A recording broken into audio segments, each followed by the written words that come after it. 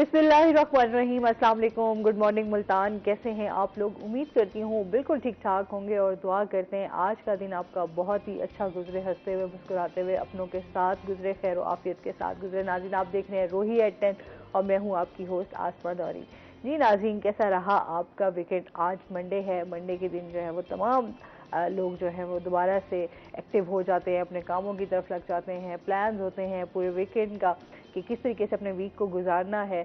और इसी के साथ हम भी आज आपके साथ यहाँ पर मौजूद हैं। हमेशा एक अच्छी बात आप लोगों से शेयर करती होती हूँ कि हमेशा अपना बहुत ज़्यादा ख्याल रखें और अपने इर्द गिर्द के लोगों का बहुत ज़्यादा ख्याल रखें। लोगों के साथ आपका जो एक ताल्लुक होता है, एक बॉन्डिंग होती है, जहाँ आप काम कर रहे होते हैं या आपके घर में फैमिली है, उसके साथ आपका एक ताल्लुक बहुत ही खूबसूरत होता है। अगर आप उन ताल्लुक को बचाकर और उनके साथ बड़े प्यार मोहब्बत के साथ एक दूसरे के साथ कोऑपरेट करके चलते हैं तो आपकी ज़िंदगी बड़ी आसान हो जाती है। लेकिन अगर आप दूसरों के लिए मुश्किलात पैदा कर देते हैं तो आपके लिए खुद भी मुश्किलात जो है आप उनका सामना करना पड़ता है आपको। तो हमेशा दूसरों के लिए बहुत ज़्यादा आसानियाँ करें अपने लिए और हमेशा खुश रहा करें, क्योंकि जब इंसान खुशी से हर चीज़ को एक्सेप्ट कर रहा होता है तो उसमें ज़रा हिम्मत पैदा होती है कि वो बहुत सारी चीज़ों को, बहुत सारे प्रॉब्लम्स को आसानी से फेस कर सकता है। इस अच्छी बात के साथ अपने प्रोग्राम का आगाज़ करते हैं। आज हमारे साथ गेस्ट मौजूद हैं, पहले उनका तारुफ करवा देती हूँ। आज हमारे साथ मौजूद है जी डॉक्टर बिलाल, जो कि वेटनरी ऑफिसर हैं शेरशाह मुल्तान। अस्सलाम वालेकुम, कैसे हैं आप? ठीक ठाक हैं? वेलकम करते हैं अपने शो में आपको। Thank you. और इसके साथ ही नाज़रीन, आज डॉक्टर बिलाल हमारे साथ मौजूद हैं, तो इनसे हम बात करेंगे। एक तो कॉन्गो वायरस पे बात करेंगे कि उनके ईद अब करीब है, उस हवाले से क्या एहतियात करनी चाहिए। लंपी स्किन है, डिजीज़ आजकल जानवरों में बहुत ज़्यादा आई है, तो किस तरह ख्याल रख सकते हैं, किस तरह एक अच्छा और हेल्दी जानवर आप खरीद कर उसकी कुर्बानी कर सकते हैं, इस पर बात करेंगे। सर पहले तो जान लेते हैं क्या हाल चाल है? ठीक ठाक है? अल्हम्दुलिल्लाह बिल्कुल ठीक। क्या एक्टिविटीज़ आजकल चल रही हैं? एक्टिविटीज़ तो मैम आज वीकेंड है लेकिन हम तो संडे में भी एक्टिव हैं, क्योंकि ईद उल अज़हा का वक्त है और एनिमल्स की सेल परचेज का पीक टाइम है। हाँ, इस टाइम तो बड़ा रश है, यकीन करें आप जहाँ आप जाए ना आपको जानवर ही जानवर नजर आ रहे होते हैं। तो उस हवाले से ये हमारा नेशनल काज भी है और जिम्मेदारी भी है कि लोग सेहतमंद जानवर लेके जाएं और जितना हम डिजीज प्रेशर को मिनिमाइज कर सकते हैं तो उनको हेल्प आउट करना चाहिए। सही। अच्छा, जिस तरह आजकल डिजीज हैं तो किस तरह हम जानवरों की पहचान कर सकते हैं कि एक अच्छा जानवर आप खरीद सकते हैं? बेसिकली जो ईद के दौरान परचेज होती है तो मोस्टली लोग वो एनिमल परचेज करते हैं जिनका रूटीन में लाइफ स्टॉक से इतना लिंक नहीं होता। जाहिर सी बात। हाँ। तो वो जानवर लेते हैं जस्ट नियर अबाउट ईद या कम जिलहज से 9 जिलहज तक वो मोस्टली एनिमल परचेज करते हैं। तो वो अगर 2-3 बातों का ख्याल रखें तो उम्मीद है कि वो अच्छा जानवर परचेज करके लाएंगे और इंशाल्लाह उसका गोश्त और हर हवाले से भी वो सेहतमंद होगा। अच्छा, ये कॉन्गो वायरस क्या है? आजकल इसका बहुत ज़्यादा हम देख रहे हैं कि खतरे की अलामत भी है। किस तरह ये डिजीज़ आई है जानवरों में? ये जस्ट सिंपल है, ये एक एक्टोपैरासाइट है जो टिक्स हैं उनसे ये बीमारी फैलती है, क्योंकि टिक इसका वेक्टर है। तो जब भी कोई एक कॉमन मैन या कोई प्रोफेशनल जो भी लाइफ स्टॉक से रिलेटेड है वो अमूमन एनिमल्स के साथ जब भी लिंक होता है तो कोशिश करे कि वो देखे कि एनिमल्स टिक्स फ्री हों, यानी उसके ऊपर पैरासाइट ना हो, जो कि हमें फिजिकली नज़र आते हैं, यानी ये माइक्रोस्कोपिक नहीं है। हमें आम जानवर की स्किन के ऊपर नजर आ जाते हैं कि चिचड़ तो नहीं लगे हुए। अगर चिचड़ लगे हुए हैं तो उसका बहुत से मेथड हैं, यानी उसको स्प्रे करवा ले या उसको उसके रिमूवल के भी बहुत से मेथड्स हैं। अगर टिक फ्री हो जानवर तो इंशाल्लाह वो कॉन्गो वायरस से बच जाएगा। सही। तो ये इंसानों में भी मुंतकिल होता है? क्योंकि ये टिक इसका होस्ट है, जो कॉन्गो वायरस है इसका होस्ट टिक है। तो टिक के अंदर या एनिमल्स के अंदर तो इसकी कोई साइन सिम्टम्स नहीं होते, लेकिन जब वो उसको ह्यूमन के साथ मौका मिलता है बाइट करने का टिक को, तो वो वायरस इंसानों में ट्रांसफर हो जाता है। तो मोस्टली जब टिक बाइट करता है तो आफ्टर 1 to 3 डेज उसके अंदर सिम्टम्स आना शुरू हो जाते हैं। तेज़ बुखार हो जाएगा, मतली आ जाएगी। अगर सीवियर केसेस हों तो फिर उसमें ये होता है कि बॉडी से ब्लीडिंग भी होना शुरू हो जाती है ना। ये इसकी अलामात हैं। जब इस तरह का कोई इशू हो तो फौरन वो डॉक्टर से रजू करें। सही। तो ये इंसानों में जब मुंतकिल होता है, इसकी सिम्टम्स जो हैं वो इस तरह के होते हैं। अगर इसकी एहतियात करनी है तो हाँ। ड्यूरिंग ईद उल अज़हा ये है कि आप मंडी में परचेज करने जाते हैं तो पूरी आस्तीन वाले कपड़े पहन के जाएं। ठीक है। यानी हाफ स्लीव से अवॉइड करें, पूरी स्लीव वाले कपड़े हों, मास्क लगा लें, दस्ताने पहन तो लें। ये जानवरों पे आसानी से नजर आ जाते जी हैं? जी आ जाते हैं, इसका ठीक है, कोई मतलब इशू उसमें नहीं। ये तो नहीं है ना कि भाई आप ना देखें, बहुत बाज़ दफा लोगों को तो आइडिया भी नहीं होता ना। नहीं आप नहीं आप घर ले जाएं तो तब आपको अच्छा ये भी इसमें इस तरह इशू की जो बीमारी है ये ये जानवर तो में कॉमन मौजूद है। सी चीज़ है कि जानवर के जिस्म के ऊपर जूं होना या चिचड़ होना या हाँ, बीट्स का ये होना, ये नजर आ जाते नज़र हैं, आ जाता है। प्रोमिनेंट होते हैं। तो एक तो वो जब परचेज करने के लिए जा रहा है तो उसमें अपने आप को कम से कम प्रोटेक्ट करके जाए, स्लीवलेस कपड़े ना हो, फुल स्लीव्स के साथ जाए, दस्ताने पहन के जाए, मास्क पहन के जाए। अगर जूते पहन के जा रहा है तो उसके अंदर कम से कम मोजे पहन ले, सही। ताकि वो ठीक से अगर मंडी में है या किसी फार्म पे जा रहा है तो वो उसको बाइट ना करे। जब परचेज कर लेता है जानवर को फिजिकली देखे कि वो एक्टिव है, अलर्ट है, उसके यानी सिंपल सी बात है कि टिक फ्री होना चाहिए। तो जानवरों को क्या सिम्टम्स होते हैं? एनिमल्स के अंदर कांगो की कोई सिम्टम्स कोई नहीं है सिम्टम्स जी, नहीं उसमें है। से सिंपल ये है कि टिक्स आपको नजर आएंगे। ठीक है। और टिक्स तो एनिमल्स के अंदर और भी बहुत सी बीमारियों के लिए वेक्टर हैं। तो यानी जब भी परचेज करने जाए जानवर साफ हो, उसके अंदर चिचड़ बिल्कुल ना हो। ठीक है। तो इससे आप बच सकते हैं, एहतियाती तदबीर इख्तियार कर सकते हैं कि किस तरह आप अपने जानवर की केयर कर सकते हैं। अच्छा, जैसे ही आप कुर्बानी वाला जानवर घर लेकर आते हैं तो उसमें क्या एहतियात करनी चाहिए, किस तरह उसकी केयर करनी चाहिए? जब आप घर लेके आते हैं, अगर कांगो के हवाले से देखना है तो आप उसको किसी भी टेक स्प्रे से स्प्रे करवा दें, या मैनुअल भी फोर्सेप वगैरह से उसको हम रिमूव करवा सकते हैं। ठीक है। लेकिन ये है कि जो यूटेंसिल्स यूज़ हों तो कोशिश करेंगे उनका ब्लड जो टिक्स का हो वो आपके हाथ को ना लगे। अगर वो रिमूव करने के बाद अपने हैंड वगैरह अच्छी तरह से वॉश कर लें तो ये नहीं होगा। दूसरा सबसे बड़ा इशू आता है खुराक का। जब आप जानवर लेके आते हैं तो आपको आइडिया नहीं होता कि आप उसको क्या दे रहे हैं, क्या खिला रहे हैं। जी क्या खिला रहे हैं। हाँ। या इसकी बैकग्राउंड में उसकी फीडिंग क्या हो रही क्या थी। चलती रही। तो उसके लिए ये है कि सिंपल हम उनको एडवाइस करते हैं कि आप उसकी फीड सिंपल से सिंपल रखें। सिंपल एनिमल की फीड तो ग्रास है।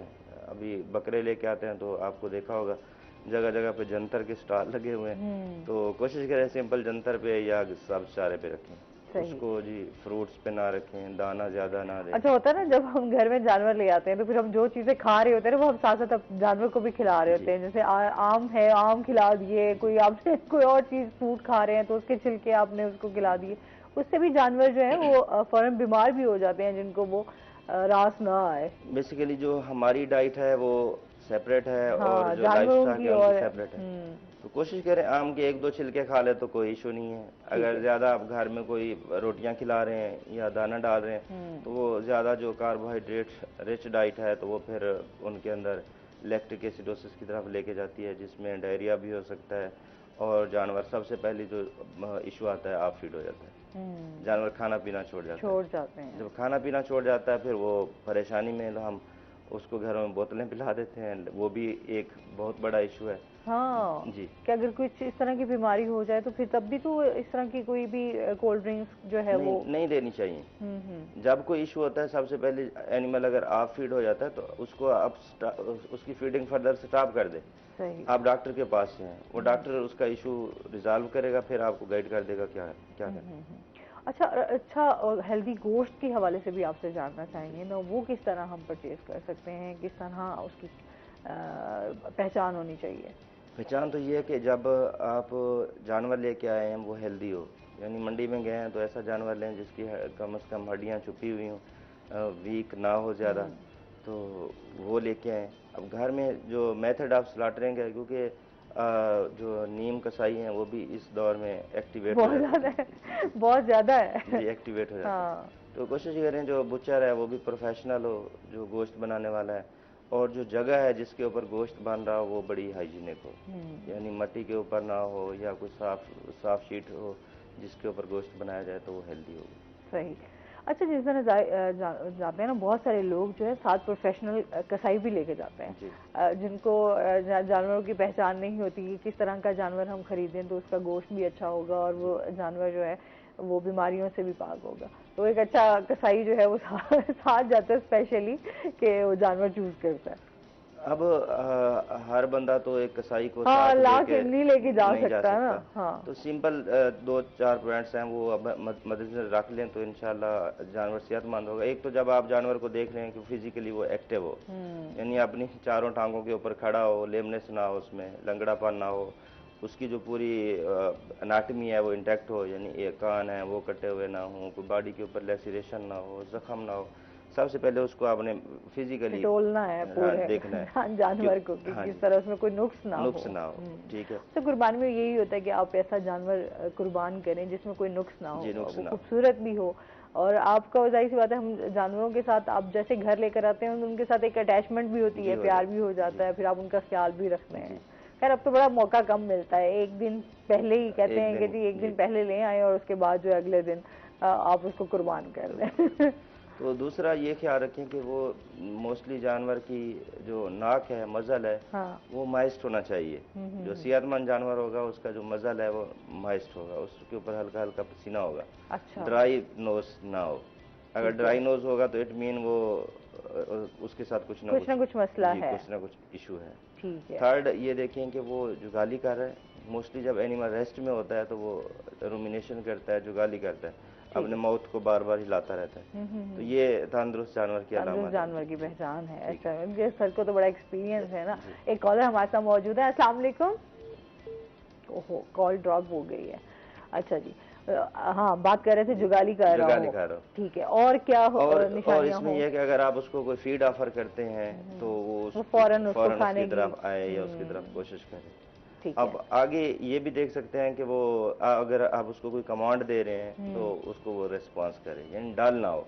तो ये 3-4 पॉइंट्स हैं, अगर आप रख लें तो इसमें कसाई की भी ज़रूरत नहीं है, तो साफ़ सुथरा और अच्छा सेहतमंद जानवर अच्छा, जो लेके आप। जानवर बेचने आए हुए होते हैं ना, वो भी काफी कुछ लोग ऐसे भी होते हैं ना जो जानवरों के साथ बड़ा जुल्म करते हैं। जी उनको बहुत ज्यादा उनको पानी पिलाया हुआ होता है, बहुत ज्यादा उनका पेट फूला हुआ होता है, जिससे बकरा या जो कोई और भी जानवर जो है वो बड़ा हेल्दी सा फील हो जी रहा होता है। उससे भी बहुत उस सारी उससे भी बीमारियां हो सकती हैं, ये उससे भी जानवर जो जी है जी मुतासिर होता है। ये इश्यूज हैं।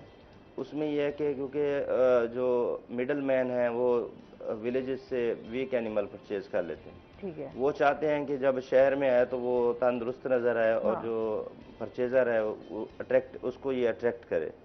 उसके लिए ऐसे करते हैं कि वो ग्रेन्स दाना खिला के ऊपर से पानी पिला देते हैं। जब पानी पिलाते हैं तो फिर उसका जो एब्डामेन है, जो उसका र्यूमन है, वो फूल जाता है। वो एक लेमैन के लिए तो ऐसे लगता है कि वो सेहतमंद है, लेकिन वो फिजिकली वीक होता है, उसमें कोई मसल्स नहीं होते, बल्कि उसका पेट फूला हुआ होता है। तो उससे उसकी फर्दर भी कॉम्प्लिकेशंस हो सकते हैं कि अगर वो ज़बरदस्ती पाइप के साथ पानी डाल रहा है या बोतल के साथ पानी पिला रहा है, तो उस एनिमल्स का जो नॉर्मल फिजियोलॉजी है स्वेलो करने की या पानी को निगलने की, वो हाईजैक कर लेता है। सही। जब वो हाईजैक करता है तो वो र्यूमन में जाने की बजाय, खुराक की नाली में खुराक जाने की बजाय वो सांस की नाली में चली जाती है, सही। जिससे वो एक आध दिन में तो मंडी में तो उसकी अलामात जहर नहीं होती, लेकिन बाद उसके बाद में जो है नमोनिया टाइप साइंस आना शुरू हो जाती हैं।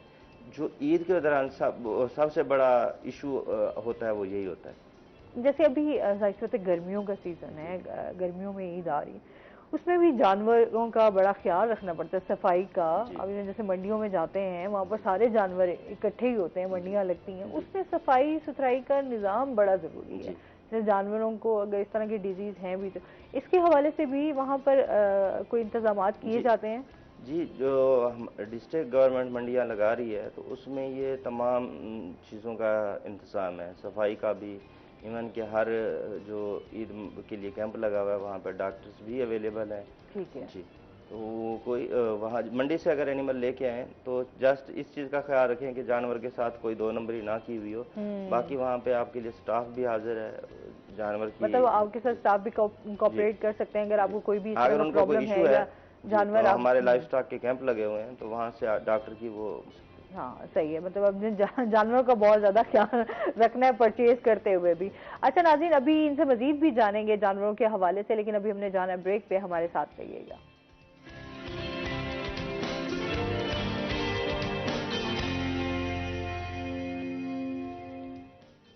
वेलकम बैक नाजरीन, रोही एटन में आपको खुश आमदीद कहते हैं।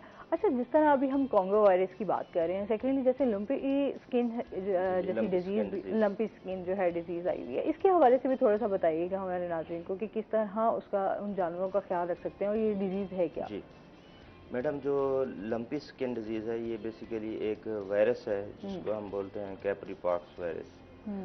ये वायरस इसके होस्ट अभी जो हमारे पाकिस्तान में करंट इशू चल रहा है वो कैटल में चल रहा है और मेजॉरिटी में भी जो काउज हैं उनमें आ रही है। बफलोज समवट इससे प्रोटेक्टेड है। तो इसका जो डिजीज़ है इसकी साइन सिम्टम्स बड़ी क्लियर है और ये फर्स्ट टाइम पाकिस्तान में है तो थोड़ी सी पैनिक सिचुएशन है।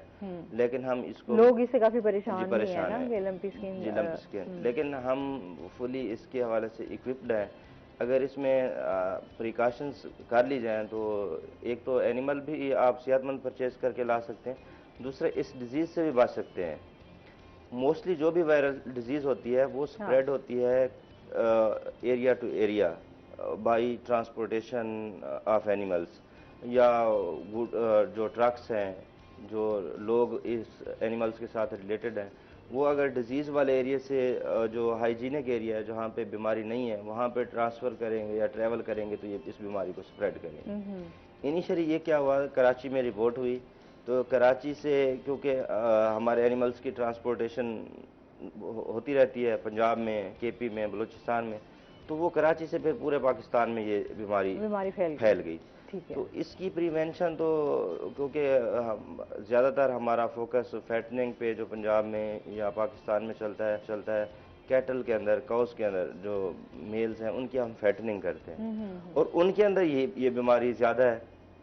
तो इस एक तो इसका इकोनॉमिक बहुत ज़्यादा लॉस है। सही। दूसरा हम इसका जो सेल वैल्यू है वो भी इसकी बिल्कुल ख़त्म हो जाती है। तो हम तो लोगों को ये एडवाइस करते हैं कि अगर एक एरिया के अंदर, किसी विलेज के अंदर ये बीमारी रिपोर्ट हुई है तो आप उस एरिया को क्वारंटाइन कर लें।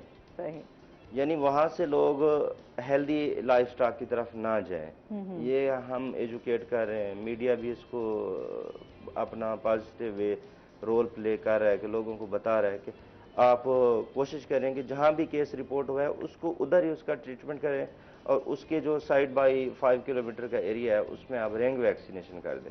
ठीक है। तो इस तरह हम इस बीमारी से क्या कर सकते थे, प्रिवेंट कर सकते थे। लेकिन क्योंकि लैक ऑफ एजुकेशन और अवेयरनेस की बहुत ज़्यादा वजह से तो लोगों ने क्या किया कि एनिमल में अगर डिजीज आई तो फर्स्ट ऑफ ऑल उसको हाइड किया।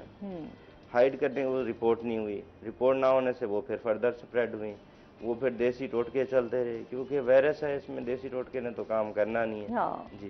तो अच्छा, लोग इस तरह बहुत जाते हैं ना कि आपकी अवेयरनेस हो या इस तरह की हो गई तो कुछ ना कुछ इस तरह का देसी टोटका कर देना कि जिससे जानवर जो है वो ठीक हो जाए। लेकिन ये ऐसी स्किन है मेरे ख्याल इसके लिए आपको पूरी इसकी वैक्सीन की, इसकी पूरा प्रोटोकॉल्स हैं जी उसकी क्योंकि ये फर्स्ट टाइम पाकिस्तान में रिपोर्ट हुई है तो इसका प्रेशर समवट ज्यादा है बाकी डिजीज की निस्बत। उसमें अवॉइड करें कि जो लाइफ स्टॉक फार्म के अंदर हेल्दी एनिमल्स हैं, जिसने ईद के लिए जानवर परचेज करने हैं तो इंस्टेड ऑफ कैटल मंडी वो अगर इसने गाय परचेज करनी है तो वो किसी फार्म से परचेज कर ले जहाँ पे ये बीमारी नहीं है। क्योंकि जब वो लाइफ स्टॉक सेहतमंद मंडी में जाएगा और मंडी के अंदर इन्फेक्टेड एनिमल्स होंगे तो वो वायरस लेके वापस उस विलेज में आ जाएगा या उस एक सिटी से दूसरे सिटी में आ जाएगा। तो ये इश्यूज हैं। अच्छा, और ये डिजीज जो है ये इंसानों में भी मुंतकिल होती है या जस्ट सिर्फ नहीं, ये इंसानों में बिल्कुल ये क्योंकि अभी र्यूमर्स आ रही हैं, हम फील्ड में जाते हैं, लोग कहते हैं डॉक्टर साहब लंपी की वजह से इंसान मर रहे हैं, तो हम कहते हैं भाई लंपी की वजह से अगर किसी ने मरना होता तो सबसे पहले तो हम डॉक्टर ही मरते क्योंकि हम तो इसी फील्ड में हैं और सुबह से शाम तक हमारा ये काम है इस तरीके का लंपी स्किन डिजीज को हम डील करते हैं। सही। तो इस तरह का कोई इशू नहीं है ना, इसका दूध को बॉयल करके इस्तेमाल करें, हाइजीनिक है, कोई इशू नहीं है। जब हम बॉयल करते हैं तो वो वायरस वगैरह किल हो जाता है। इसमें सिंपल हम इस पे फोकस कर रहे हैं कि आप इसके स्प्रेड को रोकें, ये फैले ना। और अच्छा, फिर वज़ाई सी बात है, इस तरह का जो जानवर होता है वो बड़ा मुतासिर होता है, उसकी स्किन सारी खराब हो जाती है, तो उसका जो गोश्त है वो फिर तो खाने के काबिल नहीं होगा। ये इस लंपी की हम फेजेस देख रहे हैं ना। अगर अर्ली फेज में डायग्नोज हो जाती है और उसका ट्रीटमेंट हो जाता है, जिसमें जस्ट सिंपल हल्की सी स्किन के अंदर इरप्शन या स्वेलिंग होती है, इन्फ्लेमेशन होती है, अगर उस स्टेज पे आप डॉक्टर से कांटेक्ट कर लें तो वो आप उसको फर्दर जो लंप्स फट जाते हैं या जो बड़ी बड़ी गिल्टियाँ बन जाती हैं, उस स्टेज को हम रोक सकते हैं। तो कोशिश करें कि फर्स्ट, क्योंकि लंपी के कोई डायग्नोसिस मुश्किल नहीं है। आप जानवर की स्किन देखेंगे तो उसके ऊपर नुमाया उसको आपको समझ आ जाएगी कि ये क्या जी प्रॉब्लम है। तो उसका फिर ट्रीटमेंट क्या है? कोई वैक्सीन इसकी आ चुकी है या नहीं आई? वैक्सीन इसकी अवेलेबल है। अच्छा, ठीक है। मैं बता रहा हूँ, इसकी जब एक ही केस किसी भी जगह पे रिपोर्ट होता है तो हम उसके ऑलमोस्ट 3 to 5 किलोमीटर के रेडियस में वैक्सीनेशन, जो हेल्दी लाइफ स्टॉक है उसको वैक्सीनेट कर देते हैं और कोशिश करते हैं कि वो जो सिक एनिमल है वो उस जगह पे स्टे करे, वो उससे उसकी उधर मूवमेंट ना हो। ठीक है। अच्छा, उससे पहले नहीं वैक्सीन वगैरह के? उससे पहले भी हो रही कि डिजीज ना हो, दूसरे जानवरों को ना हो? जी, ये अभी फिलहाल तो हम जो फर्स्ट फेज है उसमें ये कर रहे हैं कि जो डिजीज जहाँ पे रिपोर्ट होती है उसमें रिंग वैक्सीनेशन होती है। ठीक है। अब फर्दर क्योंकि ये अभी स्टार्ट है तो कारपेट वैक्सीनेशन की तरफ भी जाएंगे, क्योंकि इसके अलावा चारा नहीं। अच्छा, मतलब इसका बहुत ज्यादा ये भी जानवरों के लिए तो बहुत ज्यादा फिर तकलीफ का बायस बनती होगी जानवरों की ये लंपी स्किन की जो मॉर्बिडिटी रेट है, बीमारी का तो रेट ज्यादा है, लेकिन मोर्टालिटी का रेट इतना ज्यादा नहीं है, यानी जानवर ज्यादा मरते नहीं है। अच्छा। अगर जो लोग खुद से इलाज करते हैं या जो क्वेक से इलाज करवाते हैं तो वो कोशिश करें उसको अवॉइड करें। फिर कितना टाइम लग जाता है उस जानवर को ठीक होने में? अगर ये जानवर की इम्यूनिटी पर डिपेंड करता है। हम देखते हैं कि अगर एक हार्ट इन्फेक्ट हुआ है तो उसमें मोस्टली 1-2 एनिमल्स वो सवियर की तरफ जाते हैं, बाकी तो ऑलमोस्ट उसको फास्ट सपोर्टिव ट्रीटमेंट मिलता है तो वो रिकवरी की तरफ आना शुरू हो जाते हैं। सही। जो ज्यादा सवियर हो जाते हैं फर्दर, यानी पहले स्टार्ट से फिर वो लंप्स फट गए या फिर उसके ब्रिस्केट में एडिमा आ गया या फिर उसकी फ्रंट लेग्स पे एडिमा हो जाता है, जानवर 8 से 10 दिन खड़ा रहता है, बैठ नहीं सकता तकलीफ की वजह से, तब कॉम्प्लिकेशंस आती हैं और तब जाके मोर्टेलिटी या इस तरह के इश्यूज आते हैं। अगर फर्स्ट में डायग्नोज कर लें और डॉक्टर से उसको इलाज करवा लें तो इशू नहीं होता। ये बीमारी के साथ साथ, बीमारी के इलाज के साथ साथ जो फार्मर की काउंसलिंग है वो बहुत ज़रूरी है। अच्छा, अवेयरनेस बहुत ज़्यादा ज़रूरी है। जो हमारे दही इलाके हैं जहाँ पर अभी इस बीमारी के बारे में इंफॉर्मेशन नहीं है, जहाँ भी वहाँ आपके महकमे के हवाले से जो है अवेयरनेस प्रोग्राम्स किए जा रहे हैं ताकि उनको अवेयरनेस पहुँचे? मैडम, हमारे यहाँ मुख्तलिफ किस्म के प्रोग्राम्स लॉन्च होते हैं। उसमें लाइफ स्टॉक बैठक्स हैं जहाँ हम देहातों में डेयरों के अंदर जो नंबरदार हैं या जो चेयरमैन्स हैं या जो डिग्निटीज़ हैं या वैसे जहाँ पे लाइफ स्टॉक पॉपुलेशन ज़्यादा है गांव में, वहाँ हमारी मोबाइल वेटनरी डिस्पेंसरीज भी जाती हैं। सही। वो फार्मर डेज करती हैं, वो उनको अवेयरनेस देती हैं। इसके अलावा हमारी हर यूनियन काउंसिल के अंदर हॉस्पिटल हैं लाइफ स्टॉक के। ठीक है। वहाँ से भी लोग जाते हैं, अपनी रिलेटेड यूनियन काउंसिल्स में लोगों को बताते हैं भाई, क्योंकि ये तो अब अवेयरनेस इस बीमारी के अंदर बहुत ज़्यादा आ रही है, क्योंकि ये 1-2 केसेस तो है नहीं, इसके केसेस ज़्यादा है। तो अवेयरनेस आ रही है लेकिन वो लोगों का एक्सपीरियंस नहीं है इस बीमारी के साथ डील करने का, जिसकी वजह इसको किस तरह तरीके से डील करें। अच्छा, जब आप कुर्बानी कर लेते हैं उसके बाद जो वेस्ट लोग जो हैं वो बाहर फेंक देते हैं, उसके हवाले से भी थोड़ा सा बताइए, क्या करना चाहिए? एक तो जो कुर्बानी आप करते हैं किसी जिम्मेदार कसाई से करवाएं। सबसे ज़्यादा इशू हमारे ईद के दौरान हाइड्स का लॉस है। लेदर इंडस्ट्री को बहुत ज़्यादा लॉस होता है, क्योंकि 30 to 35% हमारे जो लेदर है वो कलेक्ट होता है ड्यूरिंग ईद उल अज़हा। अगर इसमें हम केयर कर लें तो हम बहुत ज़्यादा अपने मुल्क की इकॉनमी में कंट्रीब्यूट कर सकते हैं। जो अगर प्रोफेशनल कसाई होगा तो सबसे पहले तो वो जो आपके एनिमल की स्किन होगा उसको कट नहीं लगाएगा, उसको डैमेज नहीं करेगा। स्किन रिमूव करने के बाद फिर स्किन की भी स्टोरेज है, प्रिजर्वेशन है। ये नहीं कि स्किन को हमने शॉपर में नहीं डालना, उसको जो बिल्कुल सायेदार जगह पे रखना है, उसके अंदर नमक लगाना है और उसके फोल्ड करने के भी मेथड्स हैं। ठीक है, यानी कोशिश करें। कुछ लोग तो फौरन उसी जिस तरह ही जो है वो खाल को उठाया और शॉपर में बंद किया और फिर उससे खाल खराब हो जाती है, क्योंकि आजकल वेदर टेम्परेचर भी बहुत ज़्यादा है। हाँ। जी, तो ये ना करें, इससे एक तो चमड़े का नुकसान होता है, दूसरा अगर वेस्टेज की आपने बात की तो वेस्टेज में जो ऑफल्स हैं उसमें र्यूमन हो गया, ओजड़ी या इंटेस्टाइन, इनके लिए फिर शॉपर का यूज़ करें और कोशिश करें कि गलियों में ना फेंकें, शॉपर में पैक करें, पैक करके जो डस्टबिन है या जो डिस्ट्रिक्ट गवर्नमेंट की तरफ से बताए गए पॉइंट्स हैं वहाँ रख दें। एक तो पोल्यूशन कम होगी, आपको पता है ईद के बाद रोड से गुजरना मुश्किल हो जाता है। हाँ, ये ठीक है, तो तो इससे अब थोड़ा सा जिम्मेदार शहरी बने तो बहुत से प्रॉब्लम सॉल्व हो सकते हैं। अरे जाहिर सी बात है, जानवरों के हवाले से तो ये ईद उल अज़हा आती है तो सारे लोग बड़े कॉन्शियस होते हैं। अच्छा, जो लोग घरों में जानवर पाल रहे होते हैं, जो 1 महीना पहले जो है वो घर में, उनको क्या ख्याल रखना चाहिए, किस तरह उसकी केयर करनी चाहिए? जो लोग 1 महीना पहले जानवर पालते हैं उनमें समवट सेंस होता है और एक्सपीरियंस होता है। वो अपने एक्सपीरियंस की बेस के ऊपर जानवर 1 महीना पहले लेके आते हैं। अगर कोई बंदा जिसको पहले से एक्सपीरियंस नहीं है और वो परचेज करके लाता है 1 माह पहले, तो हम उसको ये गाइड करते हैं कि भाई आप इसकी जो फीड है वो सिंपल रखें। इसकी जी हाई जो कार्बोहाइड्रेट फीड है वो आप उसको ना दें। रफेजेस के ऊपर, घास के ऊपर उसको रखें और उसकी क्लीनलीनेस का खास ख्याल रखें। यानी अगर वो 1 महीना पहले घर में जानवर रखा हुआ है, वो नीट एंड क्लीन नहीं है, तो उसमें टिक्स भी होंगे, उसमें लाइस भी होगी और इवन के और भी बहुत से इश्यूज होंगे। अच्छा, तो भाई जानवरों के हवाले से भी वैक्सीन कौन कौन सी हैं जो आप अपने जानवरों को लगवा सकते हैं, जिससे बहुत सारी बीमारियों से उनको बचाया जा सकता है? वैक्सीन्स मल्टीपल हैं, लेकिन ईद के दौरान किसी किस्म की वैक्सीनेशन की ज़रूरत नहीं होती? नहीं है। अच्छा, किसी ठीक है। किस्म की मेडिकेशन की ज़रूरत नहीं है। और अगर कोई जानवर इस तरह की कोई एंटीबायोटिक्स ले रहा है या उसे वैक्सीन जी लगी है, तो फिर उसका गोश्त आप जी, मैं खाना इसी आपकी इसी सेहत के पॉइंट लिए? पे आना चाह रहा हूँ हाँ। कि जब हम रूटीन में एनिमल्स पाल रहे होते हैं तो उसके लिए हमारे पास वैक्सीनेशन का पूरा शेड्यूल होता है। ठीक है। जब भी वैक्सीन लगती है तो उसके आफ्टर 15 या 21 डेज के बाद उसकी इम्यूनिटी स्टार्ट होती है, बन जाती है। जब हम यकम जिलाज को लेंगे और उसने 10 जिलाज को कुर्बान हो जाना है, तो उसके अंदर किसी भी वैक्सीनेशन का कोई रोल नहीं है, उस वैक्सीनेशन की ज़रूरत नहीं है। जो सबसे बड़ा इशू आता है ईद के दौरान वो आता है मेडिकेशन का। यानी हम फीडिंग इम्प्रॉपर की, जब जानवर आप फीड हो गया तो हमने एंटीबायोटिक्स का यूज़ करना शुरू कर दिया। तो एंटीबायोटिक्स का एक विथड्रॉल टाइम होता है, वो किसी का 14 डेज होता है, किसी का 30 डेज है, किसी का इससे भी ज़्यादा होता है। तो कोशिश करें कि एंटीबायोटिक्स का इस्तेमाल कम से कम करें। इसके अलावा कुछ लोग हार्मोन्स का यूज़ करते हैं।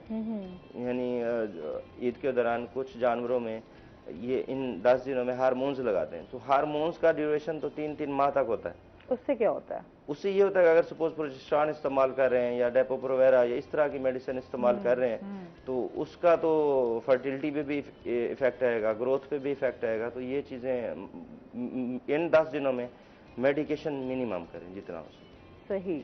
और बिल्कुल उसमें उनका खाना पीना जो है वो फिर किस तरह एंटीबायोटिक जो पाकिस्तान के अंदर एंटीबायोटिक रेजिस्टेंस है वो इसी मिस मेडिकेशन की वजह से, क्योंकि हम मेडिसिन ले रहे हैं उसका इफेक्ट ही नहीं आ रहा।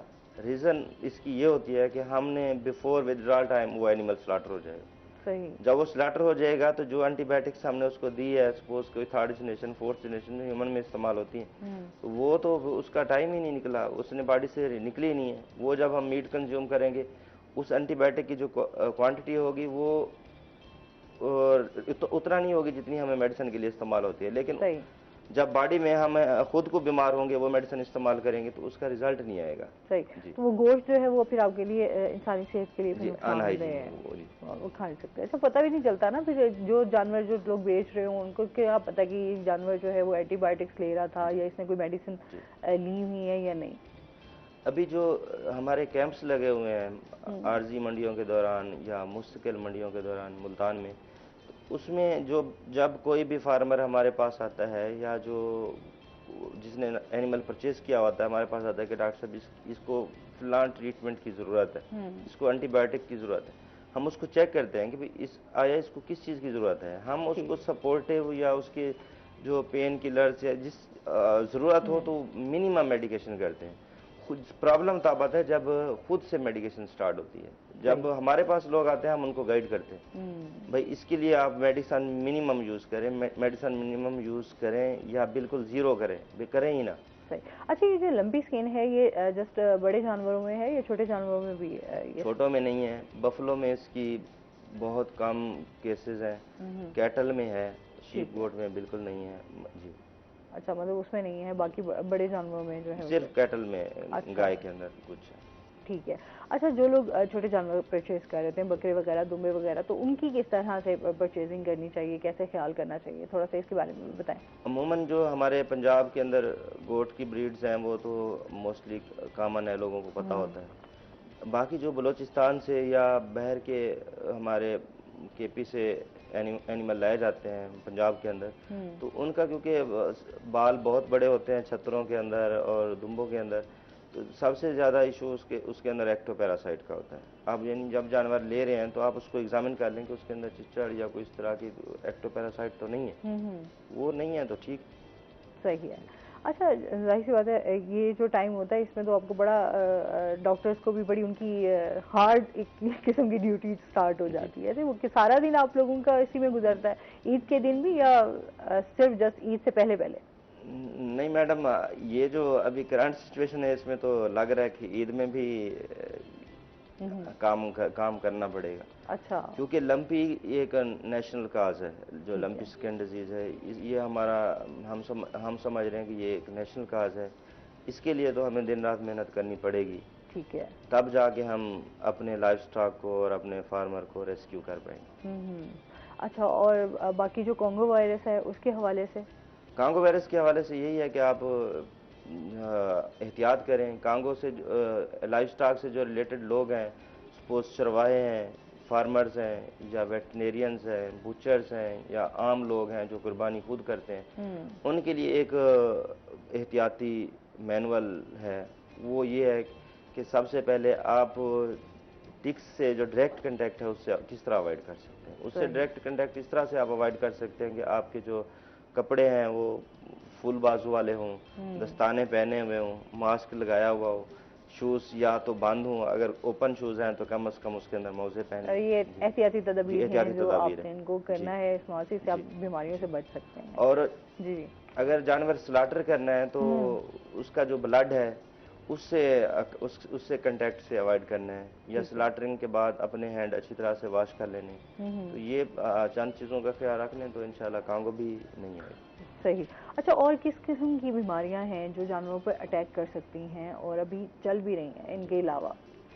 अभी ईद का सीज़न है तो स्ट्रेस सबसे बड़ा इशू है। एनिमल्स में बीमारी तब आती है जब वो अनकंफर्टेबल हो। यानी अब मंडी के अंदर खड़े हुए हैं, सबसे पहले तो उसकी ट्रांसपोर्टेशन है। ट्रांसपोर्टेशन में अगर ट्रक के अंदर 4 की गुंजाइश है तो लोगों को आपने देखा होगा 10-10 जानवर लेके आ रहे होते हैं। तो जो ट्रांसपोर्टेशन है उसके लिए उसके हवाले से भी गाइडलाइन ये है कि इतने एनिमल्स लेके हैं जितनी ट्रक की कैपेसिटी है। उसके बाद आप मंडी में लेके आ जाते हैं। मंडी में भी जो एनिमल्स को स्पेस चाहिए वो मिलनी चाहिए, बैठने की जगह मिलनी चाहिए। जब जानवर कंफर्टेबल नहीं होता, नीचे जगह खुश्क नहीं होती और खड़ा होने के लिए भी स्पेस नहीं होती, डेफिनेटली वो फिर अपनी इम्यूनिटी को लूज करता है। जब इम्यूनिटी को लूज करता है तो फिर किसी भी किस्म की बीमारी उसमें हो सकती है। तो किस तरह इनकी जानवरों के इम्यून सिस्टम को किस तरह बेहतर बना इम्यून सिस्टम सबसे पहले आप इनके जो फिजियोलॉजी है उसको देखें। आप फिजियोलॉजी में आप पैथोलॉजी में ना जाए, आप उसकी ट्रीटमेंट में ना जाए, आप एनिमल की फिजियोलॉजी को समझें। हाउसिंग है, जानवर की जो रिहाइश है वो सबसे ज़्यादा कंफर्टेबल होनी चाहिए। सेकंड पे उसकी न्यूट्रिशन है, आप उसकी खुराक जानवर की अच्छी हो तो इंशाल्लाह बीमारी नहीं आएगी। पानी उसको दें, चारा दें, जो उसको वंडा चाहिए वो दें। हाइजीनिक कंडीशन है उसकी, सफाई का ख्याल रखें। सही। ठीक, ये 3-4 चीज़ों का ख्याल रख लें तो इंशाल्लाह बीमारी भी नहीं। बिल्कुल। अच्छा, मजीद भी इनसे जानेंगे नाज़रीन, लेकिन अभी हमने जाना है ब्रेक पे, हमारे साथ रहिएगा।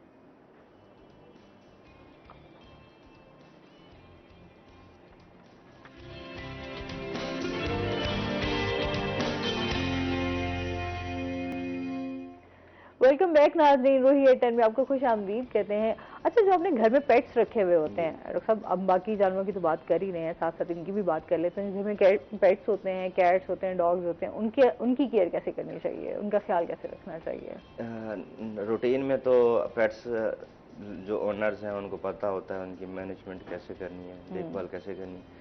लेकिन ईद के दौरान जो हमें सबसे ज़्यादा इशू आता है वो पेट्स बीमार होते हैं। उसकी रीज़न ये है कि क्योंकि ये डॉग्स, कैट्स, ये कार्निवोर्स हैं, गोश्तखोर हैं, और क्योंकि ईद के दौरान गोश्त वाफर मिकदार में होता है और उसका जो तैयारी के मेथड्स हैं वो भी इस तरह के हैं कि वो उसके जो गोश्त के छिछड़े वगैरह हैं वो लोग ऐसे फेंक देते हैं, तो ये एनिमल्स खा लेते हैं। तो इसको अवॉइड करें। इसकी वजह से इनमें इंडाइजेशन के इश्यूज आते हैं ठीक है। और उससे फर्दर उसमें फिर बीमारियां आ जाती हैं। तो कोशिश करें कि जब ईद के दौरान स्लाटरिंग होती है तो एक तो उनको कच्चा गोश्त बिल्कुल ना डालें। ठीक है जी। जो आप उसके गोश्त के वेस्ट हैं, छिछड़े हैं या जो यूजलेस चीज़ें हैं वो उसको ओपन एयर ना फेंकें। ओपन एयर जो हड्डियां फेंक देते हैं, जो हेड्स फेंक देते हैं या जो ओजड़ियाँ फेंक देते हैं, इसका सबसे बड़ा जो सिटी के एरियाज हैं जहाँ पे एयरपोर्ट्स हैं वहाँ पे तो क्योंकि ये जो वल्चर्स हैं वो आते हैं तो वो परिंदे आपने सुना होगा कि एयरपोर्ट्स के साथ जहाज़ों से टकरा गए। तो ये तो एक मेरे ख्याल में सबको ख्याल रखना चाहिए कि ये जो आफल्स हैं या जो वेस्ट हैं वो बिल्कुल रोड्स के ऊपर ना फेंकें, एयरपोर्ट्स के पास ना फेंकें, शॉपर्स में बंद करके रखें। जो पेट्स के हवाले से हम इस चीज़ को कवर करना चाह रहे हैं। बिल्कुल। एक कॉलर भी है हमारे साथ। अस्सलाम वालेकुम। वालेकुम अस्सलाम। मोहम्मद इरशाद हैं हमारे साथ बिहाड़ी से, क्या कहना चाहेंगे? जी मोहतरमा, हमारा भी एक गाय का बछड़ा है तो उसके पूरे जिस्म पे जो है ना दाने वगैरह निकले हुए हैं। अच्छा ठीक है। डॉक्टर साहब आप कुछ पूछना चाहेंगे? जी, उसका कोई डॉक्टर से इलाज है, कोई राब्ता कर रहे हैं? आपने डॉक्टर से राब्ता किया है? जी जी, मोहम्मद बिलाल साहब से राब्ता किया, डॉक्टर बिलाल से। अच्छा, डॉक्टर बिलाल से। फिर कुछ? जी, मैं इनको गाइड करता हूँ। जी, बहुत शुक्रिया कॉल करने का। क्योंकि ये जो डिजीज़ है ये काव्स को भी इफेक्ट कर रही है, यानी ये जो यंग बछड़े हैं, बछड़ी हैं, उनमें भी आ रही है ठीक है बीमारी। तो उनमें क्योंकि बच्चे हैं, उन इम्यूनिटी भी इतनी नहीं है, हाँ, स्ट्रांग नहीं होती और वो उस बीमारी की तकलीफ को भी बर्दाश्त नहीं कर सकते। तो कोशिश करें कि जो घर में हम रूटीन में जो फेस कर रहे हैं कि लोग कहते हैं जिनको दही पिला दें, इनको लस्सी पिला दें, पनीर पिला दें, या जो देसी टोटके कर रहे हैं वो नहीं करने जी। चाहिए। मैंने तो ये भी देखा है कि लोग कहते हैं जी तारा मीरा पिला दें, तेल जो बहुत सख्त किस्म का तेल है, इरिटेटिंग है। तो और भी हमने फील्ड में हम जब निकलते हैं तो देखते हैं जी उसकी कुछ लोग हार्ट आयरन के साथ यानी सरिया गर्म करके वो ब्रांडिंग कर देते हैं, दाग देते हैं। एक जानवर खुद पहले से तकलीफ में होता है, फिर उसको जब दूसरी तकलीफ दी जाती है, फर्दर ट्रांसफर कर दिया जाता है। सबसे पहले तो ये जो चीज़ें हैं जो इनसे अवॉइड करें। सही। दूसरा ये कि ये वायरल इशू है, इसकी जब भी वायरस बॉडी में आता है तो एनिमल खुद इसकी इम्यूनिटी बनाना शुरू कर देता है, इम्यून सिस्टम एक्टिवेट हो जाता है, इम्यूनिटी आना शुरू हो जाती है। सही। जस्ट वो जो इनके नियर बाई हॉस्पिटल है वहाँ जाए, वो डॉक्टर्स इसको गाइडलाइन देंगे, मे बी फीवर हो तो वो एंटीबायोटिक लगा देंगे, कोई एंटी इन्फ्लेमेटरी लगा देंगे। कोशिश करेंगे कि वो एंटीबायोटिक्स अगर ज़रूरत है, कोई सेकेंडरी बैक्टीरियल इन्फेक्शन होने के चांसेस हैं तो फिर वो उसको करेंगे। ठीक है। दूध इसको दें बच्चे को, जो मदर मिल्क है वो सबसे ज़्यादा अच्छा है, वो उसको मदर फीडिंग पे रखें, इंशाल्लाह वो विद इन वीक बेहतरी की तरफ। जी हाँ। अच्छा, हम पेट्स की बात कर रहे थे जी। पेट्स में ये है कि आप जो रॉ मीट है वो बिल्कुल ना दें। ठीक है। क्योंकि वहाँ पर हम प्यार से बैठे हुए उनको दे रहे हैं, या जो रूटीन में उनकी डाइट में हमने 100 ग्राम्स मीट रखा हुआ था तो छुट्टियाँ होती हैं, घर में होते हैं, तो 100 से हम 200 ग्राम, 250 ग्राम या 500 ग्राम तक लेके चले जाते हैं। यानी जो मीट का लेवल है वो इंक्रीज कर देते हैं। जब इंक्रीज कर देंगे तो फिर उसमें इश्यूज आएंगे। तो अच्छा, जैसे कैट्स वगैरह आप इनको इस मौसम में तो आप फिर उनको नहीं दे सकते ना गोश्त वगैरह, या देना चाहिए? कैट्स हैं या डॉग्स हैं ये कार्निवोर हैं, इनकी फीड ही गोश्त है। तो मतलब आप इसमें कोई वो नहीं है कि आप उन्हें अगर देना है, लेकिन जो उनकी रिक्वायर्ड क्वांटिटी है उसमें दें। और किस तरह का फूड उनको देना चाहिए? जो पेट फूड मार्केट में अवेलेबल है, कैट्स के लिए भी हैं, डॉग्स के लिए भी हैं, वो दे रहे हैं। ठीक है, घर में जो पका हुआ खाना डालते हैं आप, चिकन डालते हैं या मीट डालते हैं, उसमें वेजिटेबल ऐड कर लें, उसमें राइस ऐड कर सकते हैं। तो ये मिक्स टाइप एक डाइट दें जो जिससे उसको मिनरल्स भी मिलें, विटामिन भी मिलें, प्रोटीन भी मिलें, कार्बोहाइड्रेट भी मिले। अच्छा, कैट से कोई बीमारियां भी हो सकती हैं? कैट से ह्यूमन में? ह्यूमन में जी हो सकती हैं, क्यों नहीं हो सकती। किस तरह की बीमारियां हैं जिनसे बचा जा सकता है उनको, और फिर उनकी भी केयर की जा सकती है? क्योंकि आपने पेट्स तो घर में रखे हुए होते हैं, आपका उनके साथ एक प्यार भी होता है। सबसे पहले तो कैट जो पेट है आपका वो हाइजीनिक होना चाहिए, हेल्दी होना चाहिए। हाइजीनिक है तो उसमें एक्टोपैरासाइट्स, जुएं, चिचड़ वो नहीं होंगे, वो ट्रांसफ़र नहीं होंगे। सेकेंडली अगर वो वैक्सीनेटेड है तो रेबीज़ है वो भी ट्रांसफ़र नहीं होगी। वैक्सीनेशन आप कोशिश करेंगे पेट्स को करवा लें। कितने टाइम बाद आपको वैक्सीन जो है वो करवा लेनी चाहिए अपने पेट्स की? इसका शेड्यूल होता है कि अगर मदर अनवैक्सीनेटेड है या मदर का आइडिया नहीं है कि वो वैक्सीनेटेड है कि नहीं है, तो जो पेट आपने रखा हुआ है उसकी एक शॉट आज लग गया तो सेकंड बूस्टर उसको लगेगा आफ्टर 21 डेज। अच्छा, देन एनुअल। वो आप एक वैक्सीन चार्ट बनवा लें तो उस चार्ट के ऊपर आप एनुअल लगवा लें तो इंशाल्लाह इशू नहीं होगा। मतलब आप वैक्सीन भी लगवानी है, उनकी ख्याल भी रखना है और घर में आप रख सकते हैं, पेट कोई मसला नहीं है। अच्छा, कोई हमारे व्यूअर्स को मैसेज देना चाहें आप डॉक्टर बिलाल साहब? मैसेज ये है कि आप जो ईद के दौरान है आप सिंपल कुर्बानी का जो वे है लाइफ स्टॉक के हवाले से जो सिंपल फीडिंग की तरफ रहें, और जब लाइफ स्टॉक की परचेज है वो जो अगर कव करनी है तो कोशिश करें कि फार्म से कर लें या देहातों से कर लें जहाँ पे डिजीज़ का आउटब्रेक कम है। अगर मंडी से करनी है तो देख लें स्किन के ऊपर कोई लियंस ना हो, लंप्स सूजे हुए ना हो। बाकी बफलोस वगैरह हैं ये भी हो सकते हैं, शीप गोट हेल्दी हैं, आप कोई इशू नहीं है, लें घर में लेके आएँ तो उसकी खुराक चारे पे रखें उसको। बहुत शुक्रिया डॉक्टर बिलाल साहब, बहुत सारी इन्फॉर्मेशन आज हमारे व्यूअर्स तक पहुंची, आपका वंस अगेन थैंक्स। और इसके साथ ही नाज़रीन अभी हमने जाना है ब्रेक पर, हमारे साथ रहिएगा। जब हम ब्रेक से वापस आएंगे तो हमारे साथ कुछ और गेस्ट मौजूद होंगे।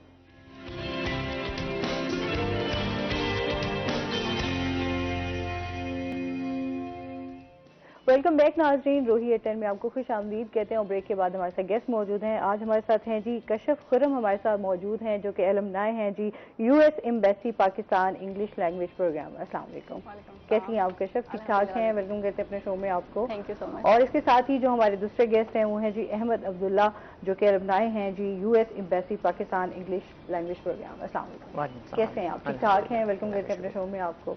अच्छा, जैसे कि नाज़रीन आपको पता है कि इंग्लिश एक ऐसी ज़ुबान है जिस टाइम हर बंदे की ज़रूरत है, और ये माशाल्लाह उस पर प्रोग्राम का हिस्सा भी बन चुके हुए हैं। तो आज इनसे जानेंगे कि इनका सफ़र कैसा रहा, कैसे इस प्रोग्राम का हिस्सा बने और कैसे आगे ये अपने मुस्तकबिल को देख रहे हैं। पहले कशफ आपसे जान लेते हैं, क्या हाल चाल है? ठीक ठाक हैं? हाँ जी, क्या कर रही हैं आजकल आप? मैं चार्टर्ड अकाउंटेंसी की स्टूडेंट हूँ माशाल्लाह, और सेकेंड लेवल में हूँ। चलिए माशाल्लाह। अच्छा, सबसे पहले तो आपके इस प्रोग्राम के हवाले से जानना चाहेंगे ना कि आपका ये सफ़र कैसा रहा, कैसी जर्नी थी, कैसा एक्सपीरियंस था, कैसे इस प्रोग्राम का हिस्सा बनी? हाँ जी बिल्कुल। जो ये English access micro scholarship program है ये बेसिकली यूएस फंडेड प्रोग्राम है, और इसकी जो अवेयरनेस हमें दी गई थी वो मेरे ही स्कूल में, मैं गवर्नमेंट स्कूल से बिलोंग करती हूँ, तो गवर्नमेंट स्कूल में ही ये प्रोग्राम्स जो हैं कंडक्ट किए जाते हैं basically for the under privileged and government school students. तो उन्होंने वहाँ पे आके हमारे स्कूल में अवेयरनेस दी थी हमें इस प्रोग्राम के बारे में। स्टार्ट में मुझे लगा था सिर्फ बेसिक इंग्लिश लैंग्वेज का कोर्स है, 2 इयर्स का प्रोग्राम था, और तो बिल्कुल स्कूल के बाद की टाइमिंग थी, तो it was very convenient for me कि मैं इसको ज्वाइन करूँ। और इंग्लिश की इंपॉर्टेंस तो आपको भी पता ही होगी। हाँ, बिल्कुल, वो तो हर इदारे में हर जगह इस टाइम ज़रूरत है। तो बस फिर मैंने ज्वाइन कर लिया था, और फिर with the passage of time मुझे इसके बाकी बेनिफिट्स भी पता चले कि अच्छा ये सिर्फ इंग्लिश लैंग्वेज कोर्स नहीं है बल्कि इसमें कॉन्फिडेंस बिल्डिंग भी है, ऐसे राइटिंग और story writing competitions, presentation skills बहुत इंप्रूव हुए हैं, कम्युनिकेशन स्किल्स बहुत इंप्रूव हुए हैं। तो आई स्टिल रिमेंबर जब मैंने अपनी फर्स्ट स्पीच दी थी वो मैंने बिल्कुल आंखें बंद करके और बस रट्टे की तरह पढ़ दी थी। तो बाद में मैंने आहिस्ता आहिस्ता सीखा कि पब्लिक स्पीकिंग कैसे करनी है, अंदर का खौफ ख़त्म हुआ मेरे। और अगर मैं स्टडीज़ की बात करूं कि मुझे स्टडीज़ में कैसे हेल्प किया इसने, तो मैं क्योंकि चार्टर्ड अकाउंटेंसी की स्टूडेंट हूं और हमारा सारा जो स्टडी मटेरियल है वो इंग्लिश में ही होता है, तो उसकी कॉम्प्रिहेंशन में मुझे बहुत ज़्यादा as compare to other students आसानी रहती है और केस स्टडीज़ लिखने में बहुत आसानी रहती है। फिर इसी तरह अगर मैं अपने कंटेंट राइटिंग की बात करूँ तो मैंने अपने अंदर का ये स्किल हिडन स्किल जो है वो डिस्कवर किया कि मैं कंटेंट राइटिंग बहुत अच्छी कर सकती हूँ, और एज ए फ्रीलांस मैंने कंटेंट राइटिंग भी की है। अच्छा, डॉन यंग वर्ल्ड मैगजीन में भी मैं लिखती रही हूँ और काफ़ी ब्लॉग्स भी मैंने लिखे हैं। मतलब फुल कॉन्फिडेंस आ गया। हाँ जी बिल्कुल। और करेंटली अभी मैं जो हूँ वो स्मॉल बिजनेस रन कर रही हूँ डिजिटल कार्ड्स का थ्रू इंस्टाग्राम, और अगर ये बात करूँ कि कॉन्फिडेंस बिल्डिंग की और सोशल वर्किंग की, तो मैंने एक इनिशिएटिव लिया था इंटर के बाद स्टूडेंट्स को करियर काउंसलिंग के लिए, बच्चों को इंटर के बाद कौन सी वो फील्ड्स में जा सकते हैं उसके बारे में गाइड करने के लिए। तो ये सारा आई थिंक बेस जो थी वो वहीं से बनी कि confidence building, communication skills, presentation skills सारे जो हैं वो इसी प्रोग्राम के थ्रू पॉलिश हुए हैं।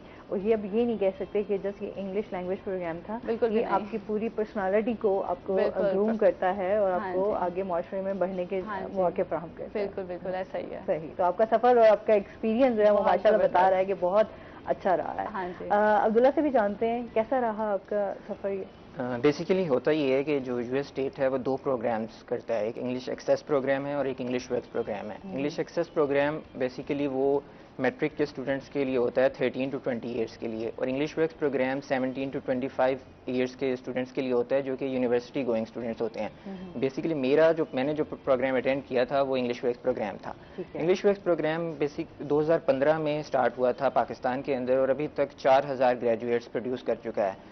इसका बेसिकली टारगेट जो है वो 4 चीज़ें होती हैं। एक एम्प्लॉयबिलिटी स्किल्स होती हैं, एंटरप्रेन्योरशिप स्किल्स होती हैं, इंग्लिश लैंग्वेज होता है और उसके अलावा कम्युनिकेशन स्किल्स होती हैं। और मैं ये समझता हूँ कि ये बहुत फंडामेंटल कोर्स है जो कि हर एक स्टूडेंट को करना चाहिए, क्योंकि ये स्किल्स ऐसी स्किल्स हैं जो कि आजकल यूथ में होनी चाहिए, क्योंकि ये हर पर्सपेक्टिव ऑफ लाइफ को कवर करती हैं। अगर मैं अपनी बात करूँ तो कम्युनिकेशन स्किल्स के हवाले से ये है कि मैं पर्सनली एक इतना इंट्रोवर्ट सा शायर सा बच्चा था कि जो बिल्कुल एक स्टेज फियर होता था मेरे अंदर, but Aahista Aahista with the passage of time इस कोर्स को करने के बाद वो बहुत हद तक इम्प्रूव हुआ है, एक कॉन्फिडेंस बिल्ड हुआ। उसके अलावा मुझे इस कोर्स की जो सबसे फंडामेंटल और खूबसूरत चीज़ लगती है कि ये एम्प्लॉयबिलिटी स्किल्स के हवाले से भी वर्किंग उस पर होती है। इसमें यह है कि आपको ये बताया जाता है कि आपने रिसेंटली, जब आप यूनिवर्सिटी स्टूडेंट है, आपने ग्रेजुएट करना है तो आपके इंटरव्यूज होने हैं, आपने किस तरह इंटरव्यू देना है। उसमें ये होता था कि हमारे पास एक पैनल बैठा होता था जो कि वो हमसे मॉक इंटरव्यूज लेता था कि आपने जाना है, अपनी सीवी प्रिपेयर करनी है और जाके उनको इंटरव्यू देना है। कुछ बहुत कम यूथ है जो इस चीज़ पे फोकस करती है, जबकि ये एक बहुत फंडामेंटल एस्पेक्ट है जो कि हम निगलेक्ट करते हैं। हमें ये पता ही नहीं होता कि एक इंटरव्यूअर है वो क्या चीज़ चाहता है हमसे और हमने उसको किस तरह रिस्पॉन्ड करना है। मीनवाइल और जो एक इम्पॉर्टेंट एस्पेक्ट है कि वो सीवी राइटिंग जो कि हमें एम्प्लॉयबिलिटी स्किल्स के अंदर सिखाई गई। एम्प्लॉयबिलिटी स्किल्स में सीवी राइटिंग में हमें आइडिया ही नहीं है, हम कन्वेंशनल लोगों की तरह एक फोटोकॉपियर के पास जाते हैं और वो हमें एक सीवी बना देता है, जबकि उसमें एक डायलेमा ये है कि हमें खुद भी नहीं पता कि हमारे अंदर क्या क्वालिटीज़ हैं जो कि हमने रिप्रेजेंट करनी है पेपर पे और आगे जाके प्रूव करना है कि क्या वाकई हमारे अंदर ये क्वालिटीज़ हैं। तो बेसिक चीज़ें अगर आपको पता होंगी तो आप आगे भी जो है ना अपने आप को प्रेजेंट कर सकेंगे ना। एग्जैक्टली। इसके अलावा एंटरप्रेन्योरशिप स्किल्स जो कि बहुत फंडामेंटल है, जो कि हर यूथ को पता होना चाहिए, उसमें ये था कि हमें मूक videos university of south Florida जो है उसकी यूनिवर्सिटी की मूक वीडियोस दिखाई जाती थी और उसमें ये था कि हम उधर से लर्निंग होती थी कि अगर आपने as a startup as a business run करना है तो वो आप किस तरह करेंगे, उसमें क्या रिक्विजिट्स हैं, आपने किस तरह चीज़ों को प्लान करना है और किस तरह सक्सेसफुल एग्जीक्यूटेबल बिजनेस रन करना है।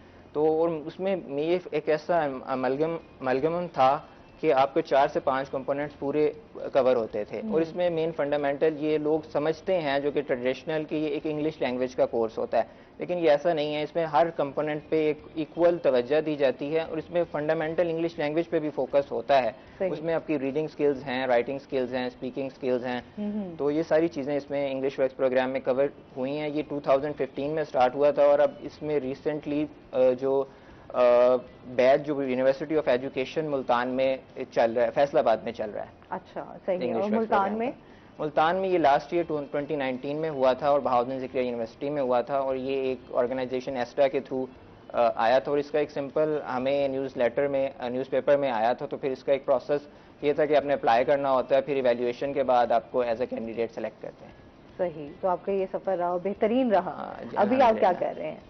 बेसिकली अभी मैं एक ग्रेजुएट हुआ हूँ रिसेंटली 2022 में जुलाई में, और मैं अब इस वक्त 2 फेजेस में काम कर रहा हूँ। एक मेरा कंस्ट्रक्शन के हवाले से as a civil engineer working कर रहा हूँ और दूसरा ये एक फंडामेंटल कॉन्सेप्ट जो मुझे इंग्लिश वर्क से ही आया कि स्टार्टअप किस तरह करना है। उसमें मैं ड्राइड मैंगो की एक्सपोर्ट के हवाले से वर्किंग कर रहा हूँ। उसमें ये होता है कि चूंकि मैं साउथ पंजाब में रहता हूँ और मैंगो एक साउथ पंजाब का फंडामेंटल एक एलिमेंट था, तो और मैंने ये फोकस किया कि इसको एक्सप्लॉइट करना चाहिए और इसको यूज़ करके हमें एक्सपोर्ट करनी चाहिए, क्योंकि हमारी इकोनॉमी थोड़ी स्ट्रगलिंग इकोनॉमी है और एक्सपोर्ट्स जो हैं वो उसमें एक फंडामेंटल किरदार अदा करती हैं। बिल्कुल ऐसे ही है। अच्छा, इसमें एक तो प्रोग्राम्स कितने हैं वो भी हमें जो इस प्रोग्राम का हिस्सा बनना चाहते हैं, मैं चाहती हूँ कि सारी डिटेल्स उन तक पहुँच सके। कौन से प्रोग्राम्स हैं जो जिनमें वो हिस्सा ले सकते हैं? देखिए, 2 प्रोग्राम्स अभी करंटली तो हैं इंग्लिश लैंग्वेज के, जो यूएस स्टेट डिपार्टमेंट कंडक्ट करवा रहा है, पाकिस्तान में स्पॉन्सर कर रहा है, और यूएस स्टेट डिपार्टमेंट के भी अंडर आता है रेलो stands for regional English language office, जो सारे प्रोग्राम्स इंग्लिश लैंग्वेज प्रोग्राम्स को मैनेज कर रहा होता है। ठीक है। तो 2 प्रोग्राम्स हैं, English access micro scholarship program और दूसरा है इंग्लिश वर्क्स। जो English access micro scholarship program है वो बेसिकली स्कूल गोइंग स्टूडेंट्स के लिए है ऑफ एज 13 to 20 ईयर्स। ठीक है। और ये अभी करंटली जो है वो मुल्तान में यूनिवर्सिटी ऑफ एजुकेशन में इसकी क्लासेस कंडक्ट होती हैं। 2 इयर्स का प्रोग्राम है और सिर्फ मुल्तान में नहीं और major cities of Pakistan, Karachi, Lahore, Peshawar, वहाँ पे भी कंडक्ट होते हैं क्लासेस। इसी तरह सिर्फ पाकिस्तान में नहीं बल्कि ओवरऑल अराउंड 80 कंट्रीज़ जो हैं वो प्रोग्राम जो है ऑपरेट कर रहा है अभी करंटली। अच्छा, 80? हाँ जी, overall in the world. Overall? हाँ जी। तो बिल्कुल आप इसका पेजेस भी फॉलो कर सकते हैं। फेसबुक पेज है English access micro scholarship program के नाम से, और यूएस कॉन्सुलेट जनरल लाहौर का पेज फॉलो कर सकते हैं आप, तो वहाँ पे अपडेट्स आती रहती हैं। ठीक है। और दूसरा प्रोग्राम के हवाले से भी जानते हैं। कॉलर हमारे साथ है। अस्सलाम वालेकुम। अस्सलाम वालेकुम। वालेकुम अस्सलाम। जी, सलाह रहे हैं हमारे साथ, क्या कहना चाहेंगे? हेलो। अच्छा, कॉल ड्रॉप हो गई है। ठीक है। अच्छा जी, और दूसरा जो प्रोग्राम है उसके इंग्लिश वर्क्स है, वो आपने वो किया हुआ था दूसरे प्रोग्राम के हवाले से? इंग्लिश वर्क्स के हवाले से ये है कि वो 17 to 25 ईयर्स ओल्ड लोगों के लिए होता है। वो यूनिवर्सिटी स्टूडेंट्स को टारगेट करता है जो कि अपने 2nd और 3rd ईयर के अंदर होते हैं। ठीक है। उसके पीछे पर्सपेक्टिव ये है उसका कि आप जब दूसरे साल या तीसरे साल के अंदर हैं तो ये स्किल्स आपके लिए इनएविटेबल हैं कि आप इनको हासिल कर लें और इनसे लर्निंग करें, ताकि 4th ईयर में जब आप ग्रेजुएशन का आपका टाइम आए तो आपको ये स्किल्स का पता हो और आप टाइमली किसी एक इंस्टीट्यूशन के अंदर अप्लाई कर सकें और उसको अपने जो आपने चीज़ें सीखी हैं उनको एप्लीकेबल हो सकें आपके लिए। और इसमें ये है कि इंग्लिश वर्क्स प्रोग्राम जो यूएस एड के थ्रू प्रोग्राम है, यूएस कॉन्सुलेट लाहौर और कराची, ये इसको स्टेट डिपार्टमेंट इनका हैंडल करता है। और ये रिसेंटली जो अभी तक जो स्टूडेंट ग्रेजुएट्स हुए हैं उनका अगर सर्वे के मुताबिक वो उनका काफ़ी हद तक जो मैक्सिमम ग्रेजुएट्स हैं वो एक बेटर पोजीशन में हैं कंपैरेटिवली जो कि कन्वेंशनल स्टूडेंट्स हैं। ठीक है। तो यूनिवर्सिटी के बाद भी आप इनको जब यूनिवर्सिटी पढ़ रहे हो या आप कॉलेज में पढ़ रहे हो तो उसमें आप इसको ज्वाइन कर सकते हैं। Exactly, दूसरा प्रोग्राम उनके लिए दूसरा प्रोग्राम ये बेसिकली ये है कि जो स्कूल गोइंग है उनके लिए एक्सेस प्रोग्राम है, जो यूनिवर्सिटी के स्टूडेंट्स हैं उनके लिए ये इंग्लिश वर्क्स प्रोग्राम प्राइमरीली होता है जो कि 240 आवर्स का कोर्स होता है। ये 6 मंथ्स के ड्यूरेशन के लिए चलता है और ये 2 आवर्स इवनिंग में like after your class conventional classes in university उसके बाद ये होता है और उसको आप इजीली ज्वाइन कर सकते हैं। और इसमें बड़ा एक नॉन कन्वेंशनल वे में आपको सिखाया जाता है। ये नहीं है कि जिस तरह कन्वेंशनल आपका एक बोर्ड है ऊपर टीचर पढ़ा रहा है और पीछे स्टूडेंट्स पढ़ रहे हैं, इसमें ये है कि ग्रुप्स में स्टूडेंट्स बैठे होते हैं और ये उनकी डिस्कशंस होती हैं और उनको स्टेज पे बुलाया जाता है और स्पेशली उनको कहा जाता है कि आपने परफॉर्म करना है नॉन कन्वेंशनल वे में। अमूमन जो हम देखते हैं हमारी आम क्लासेस में होता है कि बस टीचर पढ़ाता जाता है और रट्टा लगाया और ये थोड़ा सा अनकन्वेंशनल है और इससे स्टूडेंट्स में लर्निंग जो है वो ज़्यादा बेहतर होती है। एक और चीज़ मैं ऐड करना चाहूँगी कि दोनों प्रोग्राम्स जो है वो फ्री ऑफ कॉस्ट हैं बिल्कुल। और जो एक्सेस प्रोग्राम है उसमें तो बच्चों को ट्रैवल अलाउंस भी मिलता है पर डे के हिसाब से, ताकि वो पेरेंट्स के ऊपर भी जो है वो एक बर्डन ना हो। और एक्टिविटीज़ बहुत अच्छी होती हैं, सारी रूम इंडोर आउटडोर एक्टिविटीज़ बहुत ज़्यादा होती हैं। आप कह सकती हैं लर्निंग थ्रू एक्टिविटीज ही सारा प्रोग्राम में है। अब सीखते भी फिर वैसे हाँ हैं ज़्यादा मोस्टली आपका है जब टीचर्स बहुत डिस्कस करते हैं, डायलॉग्स होते हैं आपके, आपकी एक्टिविटीज होती हैं, तभी आप उन चीज़ों को सीख सकते हैं। भाई तो बड़ा मुश्किल हो जाता है, रट्टे लगाने से भी चीजें एक बहुत प्रोडक्टिव इन्वायरमेंट होता है क्लास हाँ। में, क्लास फेलोज भी इंकरेज कर रहे होते हैं आपको, टीचर भी इंकरेज कर रहा होता है, कोई गलती आपसे हो गई है तो आपके अंदर वो डर निकल जाता है कि लोग क्या कहेंगे, या मैं पब्लिक कंफ्यूजन रहती है ना हाँ स्टूडेंट्स को स्पेशली, या आजकल हम वैसे देख भी रहे हैं कि स्टूडेंट्स बहुत ज़्यादा कंफ्यूज होते हैं। एक तो ये चीज़ होती है कि हमने कौन सा अपना एक राह इख्तियार करना है और उस पर चलना है, आपने कौन सी चीज़ें, क्योंकि दिन ब दिन जो है वो कंपटीशन भी तो बढ़ता जा रहा है ना, तो उस हवाले से भी स्टूडेंट्स का बड़ा ये खौफ रहता है, तो उसको ये ग्रूम करने में मदद देता है। ठीक है, जैसे स्टूडेंट्स इनिशिएटिव को लेने से बहुत घबराते हैं लोगों के डर से या सोसाइटी के डर से, तो वो एक कॉन्फिडेंस आपका वहीं पे क्लास में ही जो है वो ख़त्म हो जाता है कि लोग क्या कहेंगे, या मेरे क्लास फेलोज मुझे जो है वो ऐसे ना कहे तुमने इंग्लिश गलत बोल दी, तुमने ये गलत कर दिया। इस तरह नहीं होता, बिल्कुल अगर आप गलत भी बोल रहे हैं तो आपको इनकरेज किया जाता है, तो आप आहिस्ता आहिस्ता जो है उसमें आपकी इम्प्रूवमेंट आती रहती है फिर। सही। अच्छा, मैं ये जानना चाहूँगी कि अभी हमारे व्यूवर्स भी जो लोग इस प्रोग्राम का हिस्सा बनना चाहते हैं उसके बारे में थोड़ी डिटेल्स बताएं कि वो किस तरह हिस्सा बन सकते हैं इस प्रोग्राम का, वो आ सकते हैं, सीख सकते हैं, अपनी ग्रूमिंग कर सकते हैं।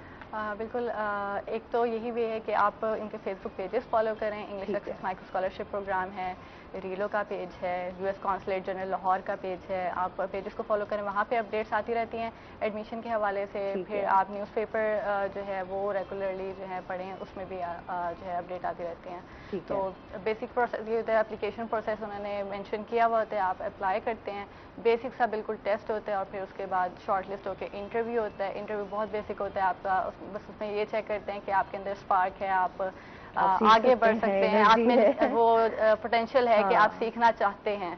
तो बेसिक सा बिल्कुल इंटरव्यू होता है और फिर वो आपको शॉर्ट लिस्ट कर लेते हैं। सही। अच्छा, आप बताएं क्या इंटरव्यू होता है, कुछ थोड़ा क्लियर भी हो। मीनल, मैं इसमें और ऐड करना चाहता हूँ कि जो स्टूडेंट्स जो कि इंग्लिश वर्क्स और एक्सेस प्रोग्राम के ग्रेजुएट्स होते हैं उनके लिए इसके बाद भी अपॉर्चुनिटीज़ रहती हैं। अच्छा। पाकिस्तान यूएस अलुमनाई नेटवर्क है जो कि जो भी graduates in US aided programs के जितने भी ग्रेजुएट्स होते हैं उनके लिए एक प्लेटफॉर्म होता है कि वहाँ पे आप कंबाइन होते हैं। उसमें यह है कि आपको ग्रांट्स दी जाती हैं, यूएस एम्बेसी उसको फंड करती है, उसमें कोई भी एक्टिविटी आप करवाना चाहें सोशल वेलफेयर के हवाले से आप वो भी उनको एप्लीकेशन लिख सकते हैं। इवन अप टू 5 लाख तक आप कोई भी सर्विस या कोई भी ऐसा वेलफेयर का काम करना चाहते हैं, आप as a student, as a graduate, तो आप उसमें जाके लिखते हैं और आपको फिर फंड मिलता है और आप वेलफेयर के लिए भी काम कर सकते हैं।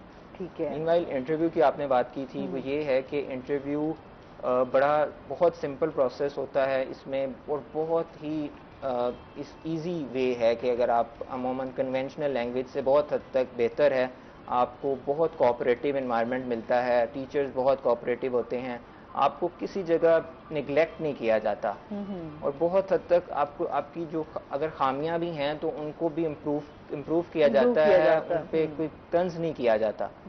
बहुत हद तक आपको बताया जाता है कि आप इस जगह पे रॉन्ग हैं, यहाँ पे आपका फॉर एग्जांपल मैं at the start of my program body posture मेरा बिल्कुल प्रॉपर नहीं था, उन्होंने फिर आहिस्ता आहिस्ता बताया गया कि हर क्लास में कि यार अब आपने इस तरह इसको करना है, यानी बहुत स्लाइड से माइन्यूट चीज़ों पे भी वो डेलिबरेटली टीचर वर्क करता है।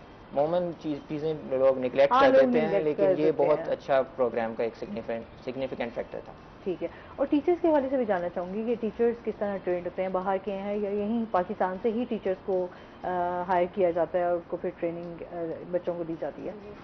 टीचर्स पाकिस्तान के ही होते हैं और बेसिकली इंग्लिश के ही इंग्लिश लिटरेचर से का ही उनका बैकग्राउंड होता है। उनकी ट्रेनिंग भी होती है बिल्कुल कि कैसे बच्चों से इंटरेक्ट करना है और बहुत वेल ट्रेंड माशाल्लाह टीचर्स होते हैं, कोऑपरेटिव, एनकरेजिंग। इसके अलावा अगर यूएस एम्बेसी की बात करें तो उसके अंडर भी काफ़ी सारे टीचर्स के लिए कोचिंग के सेशंस जो हैं और प्रोग्राम्स वो भी, जैसे इंग्लिश एक्सेस है, इंग्लिश वर्क्स है, इसी तरह टीचर्स ट्रेनिंग के प्रोग्राम्स भी काफ़ी सारे आते रहते हैं। अच्छा, ठीक है, मतलब टीचर्स की भी ट्रेनिंग, फुल ट्रेनिंग होती है। हाँ जी। आपका एक्सपीरियंस कैसा रहा टीचर्स के साथ? अच्छा रहा? बहुत अच्छा एक्सपीरियंस रहा है, टीचर्स बहुत हद तक इवन कोऑपरेटिव हैं और किसी मुश्किल का भी सामना करना पड़ा? नहीं, बहुत हद तक सिंपल होता है, टीचर्स सारे कोऑपरेटिव होते हैं, एक कम्पेटिटिव एनवायरनमेंट बिल्ड कर लेते हैं। इवन हमारा जो प्रोग्राम था उसमें तीन क्लासेस थी, तो उसमें तीनों टीचर्स का आपस में एक कंपटीशन था, लाइक वो एक हेल्दी कंपटीशन था कि अब हमने एक ऐसा परफॉर्मेंस करनी है कि हमारे even with in the teachers and with in the class कि आपने परफॉर्म करना है। और एक जब हेल्दी इन्वायरमेंट बना दिया जाता है ना, तो वो आप खुद ही ग्रोथ ऑटोमेटिकली होती है कि अब आपने करना है कि मैंने अगर यहाँ पे मैं लैग कर रहा हूँ, मैं नहीं परफॉर्म कर रहा, मैंने नेक्स्ट प्रोग्राम में परफॉर्म करना है। तो ये चीज़ें बहुत अच्छी होती हैं और ये आपको बड़ी हेल्दी वे में ग्रोथ का बायस बनती है। तो कितनी तादाद होती है, कितने स्टूडेंट्स जो हैं वो इसमें शामिल होते हैं एक प्रोग्राम में? एक प्रोग्राम में ऑलमोस्ट 300 स्टूडेंट्स शामिल होते हैं। डिफरेंट सेंटर्स होते हैं। अभी तो एक ही सेंटर है, लेकिन जब मैंने किया था 2015 to 17 सेशन में, तब ऑलमोस्ट 5 सेंटर्स थे, जिनमें हर सेंटर में 3 क्लासेस होती थी। गर्ल्स के अलग होते थे और बॉयज़ के अलग होते थे। तो हर क्लास में अराउंड 25 स्टूडेंट्स होते थे, ताकि एक टीचर जो है वो आराम से मैनेज भी कर सके। अच्छा, गर्ल्स और बॉयज़ का अलग है कि वो जो है अलग अलग अपनी क्लासेस जो है ले सकते हैं। ठीक है। तो अभी जैसे जो बच्चे स्कूल गोइंग होते हैं, तो उनका कितना टाइम के बाद क्लासेस जो हैं वो स्टार्ट हो जाती हैं? ये डिपेंड करता है कि गवर्नमेंट स्कूल्स की टाइमिंग क्या चल रही है। जो भी गवर्नमेंट स्कूल की टाइमिंग ऑफ टाइम होता है, उसके हाफ एन आवर के बाद आपकी इंग्लिश एक्सेस की क्लास होती है, 2 आवर्स की क्लास होती है।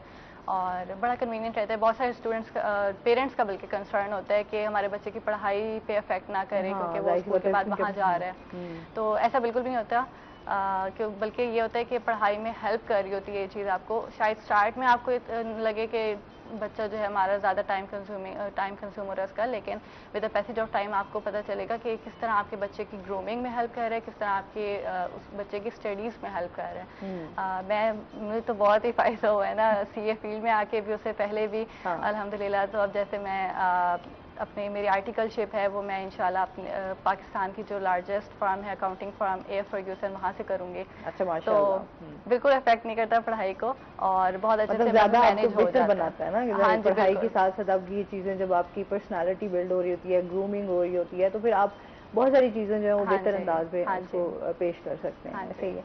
आपकी जॉब की बहुत सारे हमारे जो है नौजवान प्रोग्राम देख भी होंगे, हमारी घर की बच्चियां भी देख रही होंगी, उनको क्या कहना चाहोगे, किस तरह वो जो है क्योंकि बहुत सारे लोग डिसहार्ट भी हो जाते हैं, उम्मीदें भी नाउमीदी की तरफ भी जा रहे होते हैं, क्या कहना चाहोगे आप? सबसे पहले तो अहमद से जान लेते हैं ना। मैं ये समझता हूँ कि हम लोग एज अ यूथ स्किल्स में बहुत लैग करते हैं। मेरा मैसेज भी यूथ के लिए यही होगा कि आप स्किल्स को सीखें और बहुत हद तक आप अपॉर्चुनिटीज़ को अवेल कर सकते हैं। अब इन स्किल्स में ये है कि अगर मैं एज एन इंजीनियर बात करूं तो हमारे हवाले से सॉफ्टवेयर्स की स्किल्स हैं। अगर कोई कन्वेंशनल इंग्लिश लैंग्वेज का स्टूडेंट है तो वो सॉफ्ट स्किल्स सीख सकता है, लैंग्वेज की स्किल्स सीख सकता है, कंटेंट राइटिंग सीख सकता है। मीनवाइल अगर कोई टेक्नोलॉजी का स्टूडेंट है तो वो designing, graphic designing, video editing सीख सकता है। मीनवाइल अगर कोई फाइनेंस का स्टूडेंट है तो वो स्टॉक्स के हवाले से, NFTs के हवाले से, क्रिप्टो के हवाले से सीख सकता है। तो आई बिलीव कि अब बहुत हद तक स्किल्स और डिग्री को साथ लेके चलने वाला ज़माना है। कि अगर आप अपना फाइनेंशियल फ्रीडम चाह रहे हैं तो आपके लिए ज़रूरी है कि आप डिग्रीज़ के साथ साथ वो स्किल जिसमें आपकी इंक्लिनेशन है, जिसमें आपका इंटरेस्ट है, उसको पहले आइडेंटिफाई करें और उसमें फिर आप एक महारत हासिल करें। और उस तब जाके आप अपना फाइनेंशियल फ्रीडम भी हासिल करेंगे और डिग्रीज के साथ साथ वो आपके लिए बहुत हद तक इम्प्रूवमेंट का साबित होगी।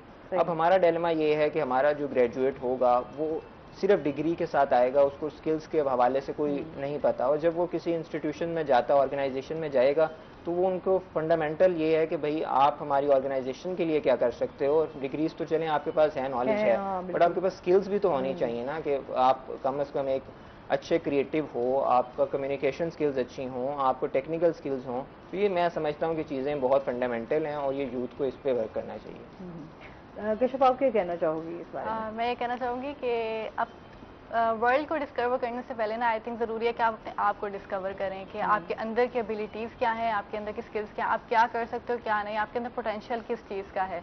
और इसके लिए ज़रूरी है कि आप हर चीज़ में पार्टिसिपेट करें, आप कोर्सेज करें डिफरेंट। अब तो बहुत ज़्यादा ऑनलाइन कोर्सेज आ गए हैं, बहुत ज़्यादा ऑनलाइन कॉम्पिटिशन्स आ गए हैं, थोड़ी सी मेहनत करनी पड़ती है अपने लिए, तो वो आप करें, अपने आप को डिस्कवर करें और चैलेंजेस को एक्सेप्ट करने से बिल्कुल ना घबराएं, क्योंकि जब आप चैलेंज को एक्सेप्ट करते हैं ना, वो आपके अंदर बहुत ज़्यादा चेंजेस हैं। बस ये, और फिर ऑप्टिमिस्टिक रहें, अपने क्लास फेलोज को और बाकी फ्रेंड्स को भी एनकरेज रखें। बहुत शुक्रिया आप दोनों का, बहुत अच्छा लगा आप हमारे शो का हिस्सा बने, और काफ़ी मोटिवेशन मिलती है जब इस तरह की मिसालें सामने बैठी हो ना, तो वो फिर थोड़ा होता है कि हाँ हम भी कुछ कर सकते हैं, अगर ये लोग कर सकते हैं तो हम भी कर सकते हैं, कुछ भी जो है वो नामुमकिन नहीं है। बिल्कुल ऐसा। बहुत शुक्रिया। और इसके साथ ही नाज़रीन, अभी हमने जाना ब्रेक पे, हमारे साथ रहिएगा।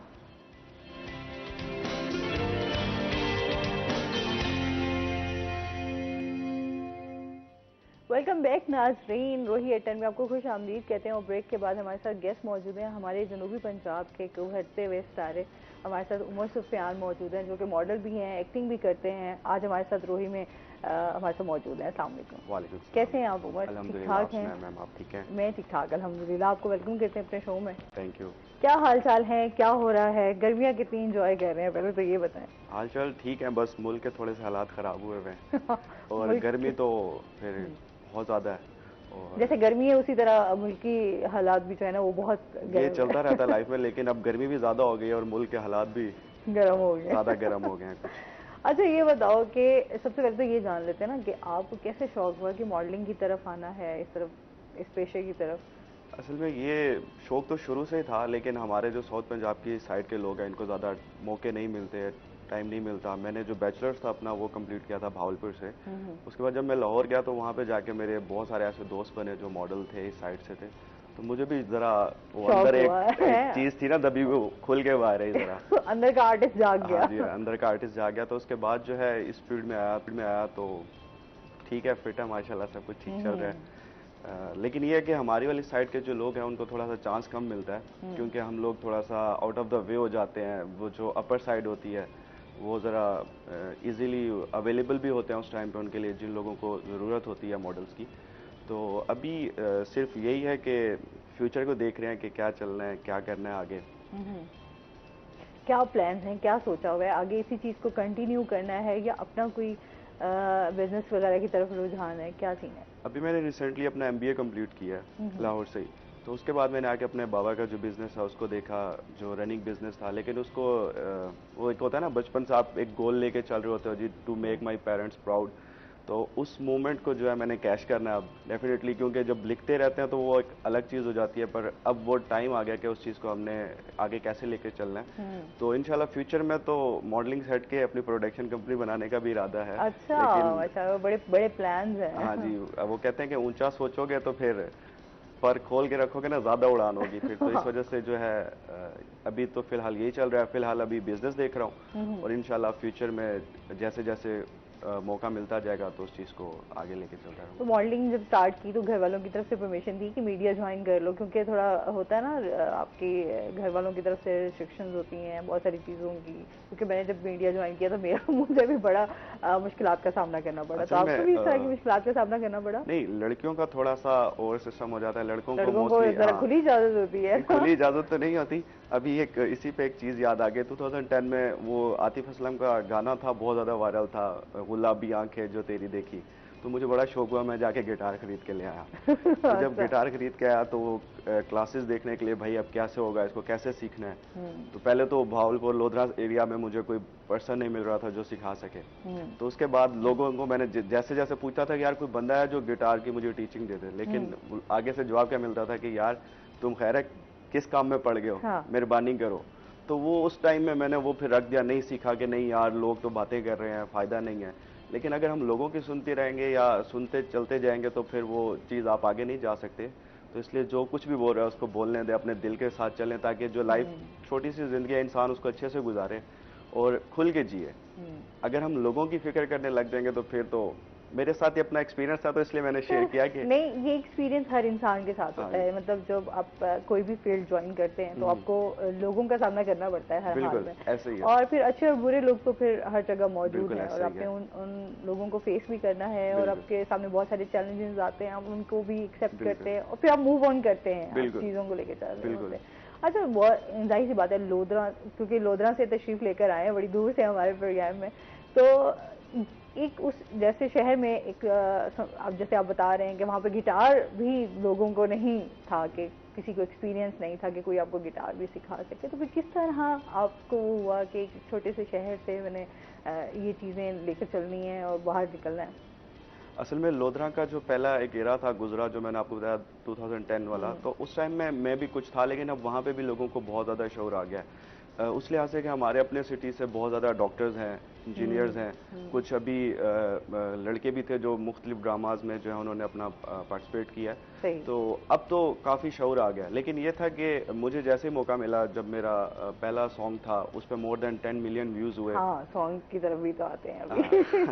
तो उस पर मोर देन 10 मिलियन व्यूज़ हुए, तो उसके बाद एक बड़ा अच्छा एक ये चीज़ मिली कि जहाँ जाऊँ तो वो लोग सेल्फीज लेने लग जाते थे, या किसी जगह पे स्क्रीन लगी हुई है तो वहाँ पे वो वीडियो चल रही होती थी, तो एक दोस्त भी जाके पकड़ पकड़ लेके जाते थे कि यार चलो, तो हमने तुम्हारे साथ सेल्फी लेनी है, तो एक चीज़ अच्छी होती है। और उसके बाद जब मैं अब लाहौर जाता हूँ या कभी इस्लामाबाद वाली साइड पर चक्कर लगता है, तो मोस्टली मतलब अब इससे रिलेटेड जो लोग हैं वो मेरे अच्छे दोस्त बन चुके हैं, तो वो एक अच्छा एक एक्सपीरियंस भी बहुत अच्छा चल रहा है। और अब वो लोधरा वाला इरा खत्म हो गया। एक तो सोशल मीडिया ने ना ये जो चीज़ें हैं बहुत ज़्यादा आसान कर दी हैं कि आप इजीली हर पर्सन को अप्रोच कर सकते हो, इजीली आप अपने टैलेंट को शो कर सकते हो।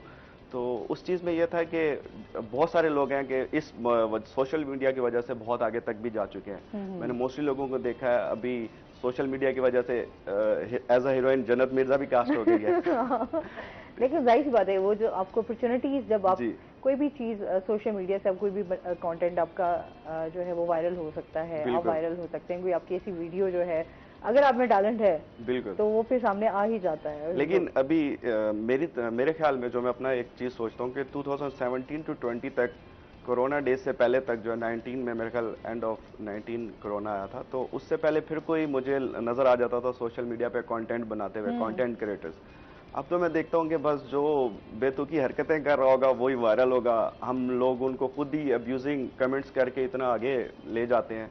हालांकि मेरे ख्याल में यह है कि हमें टैलेंट को सपोर्ट करना चाहिए, कोई भी हो, अच्छी एक्टिंग कर रहा है, अच्छा एक्टर है, या कुछ भी वो अच्छा अपना एक शो करा रहा है कि उसमें टैलेंट है, तो उस चीज को वो दबे हुए हैं, वो आगे जा ही नहीं सकते बेशक किसी भी शहर में। अच्छा, फर्स्ट सॉन्ग किया कौन सा सॉन्ग था जो पहला सॉन्ग आपने मवाली लोग? कौन सा? मवाली लोग। मवाली लोग। और फिर दूसरा घरवंज। घरवंज, वो ये बड़ा मशहूर गाना था, घरवंज किया नहीं। तो कैसा फिर एक्सपीरियंस था दोनों सॉन्ग्स का? आफ्टर मवाली लोग जब उस पर 10 मिलियन व्यूज हो गए, मोर देन 10 मिलियन व्यूज, तो जो सेम सिंगर थी बख्तावर कयूम, उन्होंने कहा कि जी अब इसका पार्ट 2 करना है। उसमें एक वीडियो में जो मेरा रोल था वो ये था कि जी मुझे धोखा पड़ जाता है। तो अच्छा, असल में उन्होंने देखा जी वो छोटे शहर से आना तो धोखा खा सकता है। तो धोखा पड़ जाता है उसमें, तो फिर उन्होंने उसी को परस्यू किया कि वो वीडियो बहुत वायरल हुई, वो डिफरेंट उस पे लोगों ने उस वीडियो को उठा के अपने पेजेस पे भी डाला, क्योंकि धोखा जो पड़ गया आपको पता है आजकल, फिर उसमें काफी वो वीडियो लोग जो है वायरल हो बिल्कुल जाते हैं। ऐसे ही है। फिर दूसरा उन्होंने मुझे यहाँ से बुलाने की रीजन ये थी कि साइकी सॉन्ग्स थे, साइकी सॉन्ग में, तो फिर आपको इस तरह तो उनको ये था कि जी इस साइड का कोई बंदा हो जो ऐसे सॉन्ग में हो, जो साइकी हो, उस पट्टी में जो इस्लामाबाद में बैठ के बंदा सोचता है कि जी मुल्तान, भावलपुर, लोधरा, इस साइड पे जो ये पट्टी है, इसमें ये गाना वहीं का बंदा ही आगे करे। तो मुझे उनकी चीज़ बड़ी अच्छी लगी कि जब मैं वहाँ पे गया तो ऑलरेडी बहुत ज़्यादा लोग थे जो विलिंग थे इस चीज़ के लिए। आपको पता है जब ऐसा कोई चीज़ होता है तो लोग लिंक्स भी लड़ा रहे होते हैं, ठीक है। तो मुझे अच्छा लगा कि उन्होंने इस चीज़ को वो आगे सोचा। फिर उसका पार्ट 2 निकाला था, घरवंज। उसके स्टार्ट में उन्होंने लिखा जी मवाली लोग पार्ट 2, तो वो जो है वो भी बहुत अच्छा चल रहा है जी, अभी तक वो चल रहे हैं उसके व्यूज। तो खुद भी गाने का शौक है उमर, या बस नहीं गाने का एज अ मॉडल ही आपने उसको गानों को एक्टिंग का शौक था? एक्टिंग का शौक था, टिकटॉक तो बना आपके टिकटॉक तो देखते रहते हैं हम लोग, तो उस पे आपका काफी एक्टिंग आपकी वो बस मैं बता रहा हूँ ना कि एक तो जैसे अब मैं देखता हूँ कि लाहौर इस्लामाबाद के लोग टिकटॉक बना रहे हैं, तो उनके ग्रुप बने हुए हैं प्रॉपर, सारे वायरल क्रिएटर्स जो हैं वो एक साथ मिलकर वीडियोस बना रहे हैं, किसी के अगर डाउन भी चल रही है तो वो आपकी तरफ जा रहा है। तो हमारी साइड पे फिर मैं वही बात करूंगा, हैं बहुत अच्छे अच्छे यहाँ, बहुत टैलेंट है। आप कुछ दिन पहले मैं एक वीडियो देख रहा था, मुल्तान की एक लड़की थी, मुझे उनका नाम नहीं पता, तो मैं उनकी आवाज़ सुन के हैरान हो गया कि इतनी प्यारी आवाज़, और उस पर टिकटॉक पे अच्छे खासे व्यूज़ थे, लेकिन वो कोई वायरल नहीं है, मतलब मैंने कहीं किसी शो में भी नहीं देखा कहीं। तो बताने का मकसद यह कि इस साइड के जो लोग हैं वो टैलेंट है बहुत ज़्यादा लोगों में, बस यही है कि उनको पॉलिश करने की जरूरत है, उनको सामने लाने की जरूरत है, एक प्लेटफॉर्म मिलना चाहिए, तो उसको वो करना चाहिए। अच्छा, एक्टिंग का अगर कभी मौका मिले तो फिर क्या करेंगे? अच्छा अपॉर्चुनिटी आपको मिलती है तो आप उसको अवेल करेंगे? बिल्कुल जरूर करूंगा, और मैंने आपको क्योंकि बताया कि मेरा फ्यूचर में प्लान है कि प्रोडक्शन कंपनी अपनी होनी चाहिए बंदे की, तो उसमें यह है कि जब आप इस चीज से गुजर के जाते हो फिर ही आप सीख सकते हो। उसमें फिर खुद ही नहीं दूसरों को भी मौका देना है। उसमें तो वो प्रोडक्शन कंपनी बनानी इस वजह से है कि जो हमारी साइड के लोग हैं अगर उनमें टैलेंट है तो वो आगे निकलने की कोशिश कर सकें। बिल्कुल मेरे साथ जो है ना वो चलें, लेकिन ये है कि अभी जो प्रोडक्शन कंपनी उस साइड पे भी हैं, अपर साइड पे भी, वो भी मैंने नोट किया है कि वो ही चल रहे हैं, वो जो सेम फेसेस हैं वो क्यों न्यू फेसेस की तरफ आ ही नहीं रहे। तो अभी यही है कि बस ये आप दुआ करें कि इस साइड पे चलें और इस चीज़ को आगे लेके चलें, परस्यू करें। जाहिर सी बात है, हम लोग देखते हैं हमारी जो ड्रामा इंडस्ट्री है या हमारी फिल्म इंडस्ट्री है अभी बहुत ज़्यादा बहुत पीछे है। बिल्कुल। अभी खैर ड्रामास तो खैर बहुत अच्छे जा रहे हैं, वो तो बहुत बाहर भी पसंद किए जाते हैं, इवन कि हमारे हमसाया मुल्क को भी जो है ना वो अपने ड्रामास छोड़ के हमारे ड्रामास को देखते हैं। आप क्या समझते हैं अभी हमारी जो इंडस्ट्री है उसको मजीद कितना बेहतर होना चाहिए, कितने लोगों को जो है वो सामने टैलेंट को लाना चाहिए? असल में हम कंपेयर करते हैं कि जी हमारी इंडस्ट्री जो बॉलीवुड के साथ चले, उनका कल्चर अलग है, हम उनके कल्चर के साथ मैच नहीं कर सकते। ठीक है, मतलब हम एक मुस्लिम मुल्क से ताल्लुक रखते हैं तो हमें ये चीज़ें सोच के चलना चाहिए। हम लोगों ने उनको कॉपी करते करते कहीं अपनी लाइन ही भूल गए कि हम किस साइड पे जा रहे हैं। अच्छा, अभी भी हमारे ड्रामाज में वो चीज़ें आ रही हैं, नेचुरल चीज़ जो होती है ना, जो आपका अपना एक कल्चर है। अल्हम्दुलिल्लाह हम पाकिस्तान से जब बिलोंग करते हैं, कहीं भी जाके बताएं तो हम प्राउडली बता सकें जी हम पाकिस्तान से, बिल्कुल। और हम जैसे कि बताया भी जाता है कि जी इस्लाम में इतनी सख्तियाँ, बहुत हमारा जो इस्लाम है बहुत सॉफ्ट है, तो हम इस चीज़ को लेके चलते हैं। तो लेकिन वो वहाँ वाली साइड जहाँ पे हम जाते हैं जी बॉलीवुड को कॉपी करने जाएंगे, हालांकि वो यहाँ पे कॉपी कर रहे हैं, गाने यहाँ के कॉपी हो रहे हैं। अभी इब्रार लक साहब का भी गाना यहीं से कॉपी हो गया, से हुआ है, बिल्कुल। वो भी आरिफ लोहार का बहुत ज्यादा सॉन्ग जो है यहाँ से। मजीद हम बात करेंगे नाज़रीन, अभी हमने जाना है ब्रेक पे, हमारे साथ रहिएगा।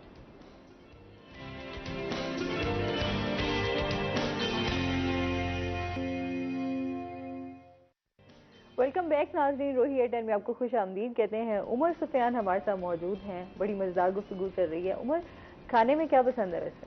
तो वैसे मेरी जो माँ है वो मुझे कहती है कि ये मेरा बच्चा जो ना बीबा बच्चा है। ऐसा? मेरा कोई नखरा नहीं है खाने पे। पहले बचपन में तो बहुत नखरे मतलब चलते थे कि जी ये नहीं खाना, लेकिन अब अल्हम्दुलिल्लाह जो चीज़ मिल जाए, दाल भी उसी शौक से खाता हूँ, मटन भी उसी शौक से खाता हूँ।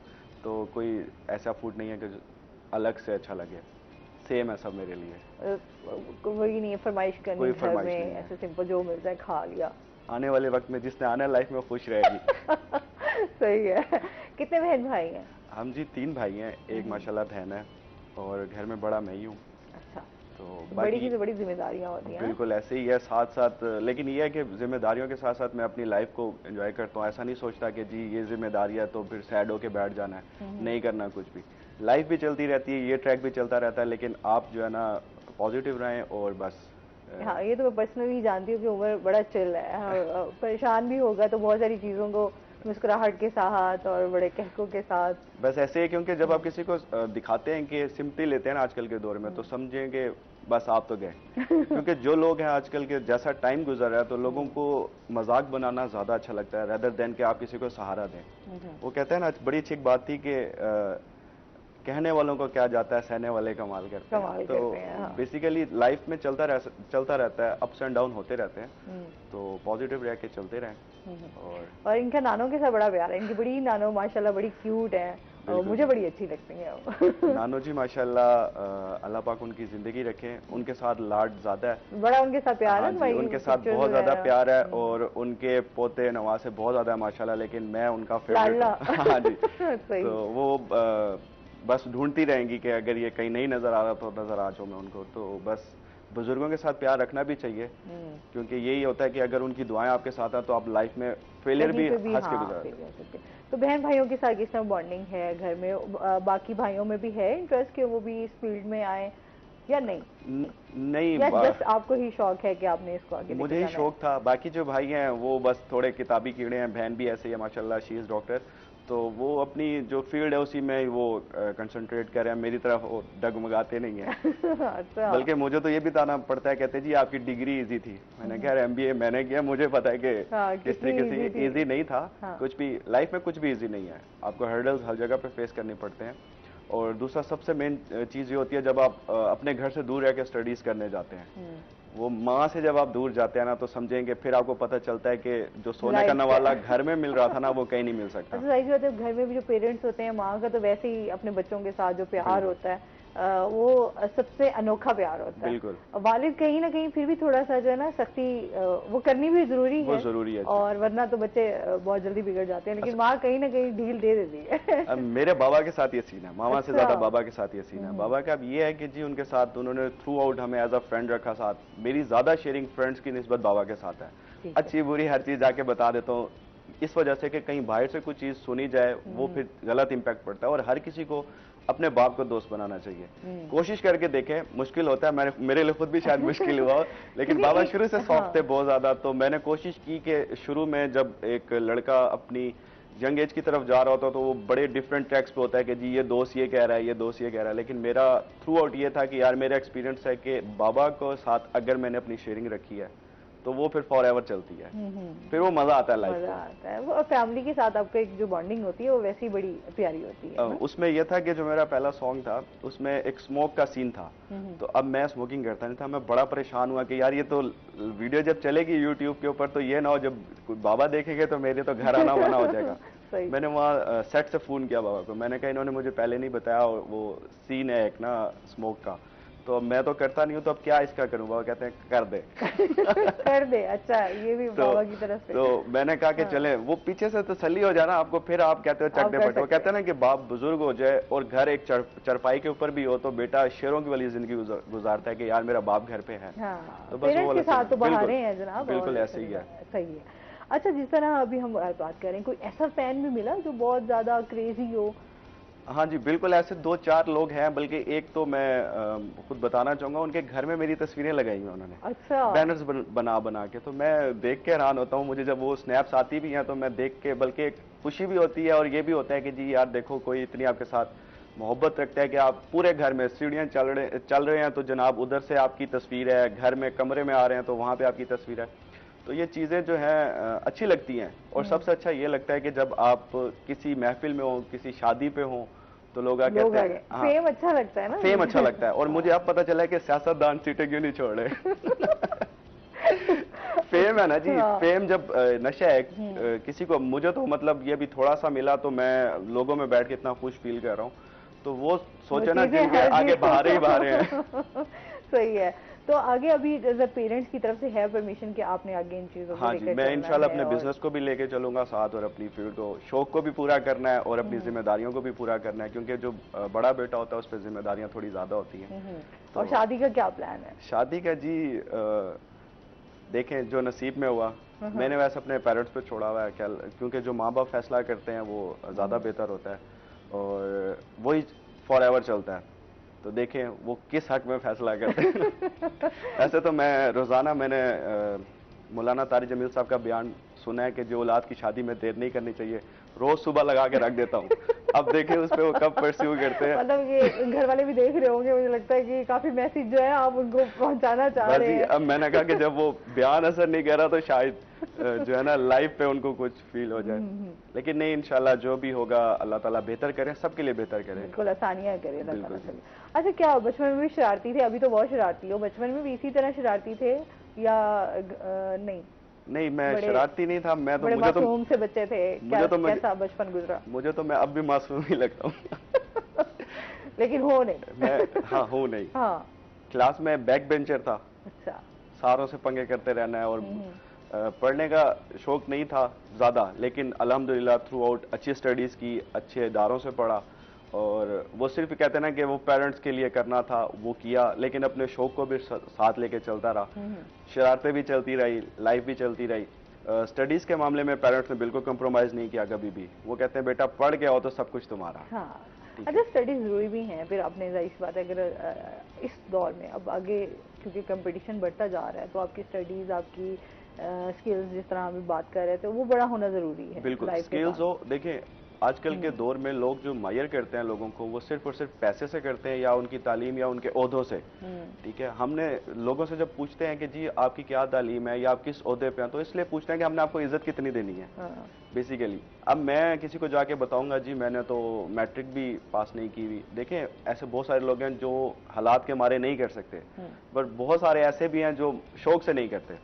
तो वो मुझे एक ये अलग चीज़ें इज्जत दे रहे जरूरी होंगे। हैं कि आपको करनी चाहिए। बिल्कुल। अच्छा, ईद के हवाले से भी जानना चाहते हैं ना, अभी ईद भी नजदीक है, तो घर में जानवर ले लिया है या अभी जानवर लेना की है? तलाश जारी है, जानवर तो ढूंढ रहे हैं अभी? ढूंढ रहे हैं, और जानवर देख के खुद भी परेशान है कि चल क्या रहा है। हाँ, गोल्ड प्लेटेड जानवर आ रहे हैं या शायद की समझ से बाहर है। रेट बहुत ज्यादा हाई है बहुत मार्केट में। महंगाई बहुत ज्यादा है ना, बिल्कुल। महंगाई की वजह से जो है वो उनके रेट्स भी जो है वो बिल्कुल, जानवरों हर के चीज बहुत ज्यादा काफी है। महंगी हो गई है और बहुत मुश्किल हो गया। जो गरीब तबका है उसके लिए तो बिल्कुल ही सरवाइव करना बड़ा हाँ मुश्किल जी, हो गया है। बहुत मुश्किल हो गया। तो अभी अभी लेना तलाश जारी है। पहले भी इसी तरह ही होता है कि कुछ दिन पहले ही लेते हैं हाँ या? जी, कुछ दिन पहले ही, बस 2-4 दिन पहले ले लेते हैं जानवर। महंगा हाँ, जी हाँ। जी, बोले आप। क्या बोल रहे थे, बोलो। मैं ये बोल रहा था कि महंगाई इतनी बढ़ गई है कि पहले मैकडोनल्ड के 2 बर्गर खाते थे, अब सिर्फ 1 खाते हैं। बचत हो रही है ना, चीजें भी अपने अपने हर तरीके को हाँ जी, मैनेज मैनेज करना करके होता चलना है। है। फिर जाहिर सी बात है आपकी, जिस तरह वो कहते हैं ना, चादर देकर पाँव हिलाना बिल्कुल चाहिए ऐसे। इंसान को। अच्छा, कोई ऐसी शरारत जो आज तक याद हो, आज भी मुस्कुराते हो, कोई बचपन की या अभी की रिसेंटली, जो हमारे व्यूवर्स के साथ आप शेयर करना चाहते हैं? शरारतें तो जी बहुत ज़्यादा है लाइफ में, और सबसे ज़्यादा कोई शरारत क्लास में बहुत ज़्यादा शरारतें की हैं। जब बैक बेंच पे बैठ के जनाब वो लेक्चर हो रहे होते हैं, और एक मैम थी बहुत ज़्यादा स्ट्रिक्ट थी, और उन्होंने क्लास में आके सबसे पहले मुझे देखते ही कह देता था क्लास से बाहर हो जाओ। अच्छा। तो एक दिन वो लेक्चर दे रही थी, तो मैंने वो जहाज नहीं होता कागज़ का बना के दोस्त की तरफ जब थ्रो किया, तो वो मैम के पाँव में ही चला गया। वो तो बड़ी मार पड़ी होगी। तो मार नहीं पड़ी थी, फिर एंड में मिन्नत तरला किया तो कोई पेपर दे सके। तो ऐसे छोटी छोटी चीजें वाकयात जो है वो अब याद है। मेरे से ना, वो कहते हैं कि टिक के बैठा नहीं जाता। शरारती हो ना, चीजों को हर तरीके से एंजॉय करने वाला जो इंसान होता है ना, तो वो फिर थोड़ा सा इस तरह होता है, चुलबुला चीजों को लेकर चल रहा होता है। अच्छा, क्या कहना चाहोगे जो लोग मॉडल बनना चाहते हैं, जो एक्टिंग की तरफ आना चाहते हैं, क्या करना चाहिए उनको, किस तरह वो आ सकते हैं, इस फील्ड को ज्वाइन कर सकते हैं? सबसे पहले तो खुद पे वर्क करें, अपनी फिटनेस का ख्याल रखें। वर्क करते करते फिर आगे मौके ढूंढें, जाना पड़ेगा, निकलना पड़ेगा, आउट ऑफ द बॉक्स जाना पड़ेगा। अगर तो हमारे एरिया से हैं, कहीं और से हैं तो मैं डिफरेंट जगहों पे देखता हूँ कि शोज में गए हुए होते हैं लोग, तो वहाँ पे उनका कोई, वैसे मुझे जहाँ तक लगता है नसीब भी है। ठीक है, आपको चांस मिलना। लक बड़ी हाँ, लक बड़ी मैटर मैटर आप करती है। वैसे आप बहुत ज्यादा, कुछ लोग मैंने ऐसे भी देखे हैं, बहुत ज्यादा मेहनत कर रहे होते हैं, बहुत ज्यादा टैलेंट होता है, लेकिन वो लोग बहुत पीछे होते हैं। बिल्कुल ऐसे वो कभी फ्रंट पेज पे नहीं आ पाते, और इसी तरह उनकी लाइफ गुजर जाती है। हमारे बहुत सारे ऐसे आर्टिस्ट भी इस दुनिया में नहीं रहे, वो लोग भी बड़ी, उन्होंने स्ट्रगल काटी, मेहनत की, लेकिन वो जो एक मुकाम उनको चाहिए था, या उनको वो एक लाइफ के लिए उन्होंने अपनी पूरी जिंदगी उसमें गुजार दी, अब वो उनको नहीं सिरा मिला। लोग ना शॉर्टकट की तरफ ज्यादा, शॉर्टकट की तरफ नहीं जाना चाहिए, एक प्रॉपर प्लान के साथ आपको चलना चाहिए, क्योंकि शॉर्टकट की जो शोहरत होती है, जो भी चीज होती है, वो बहुत कम टाइम के लिए होती है।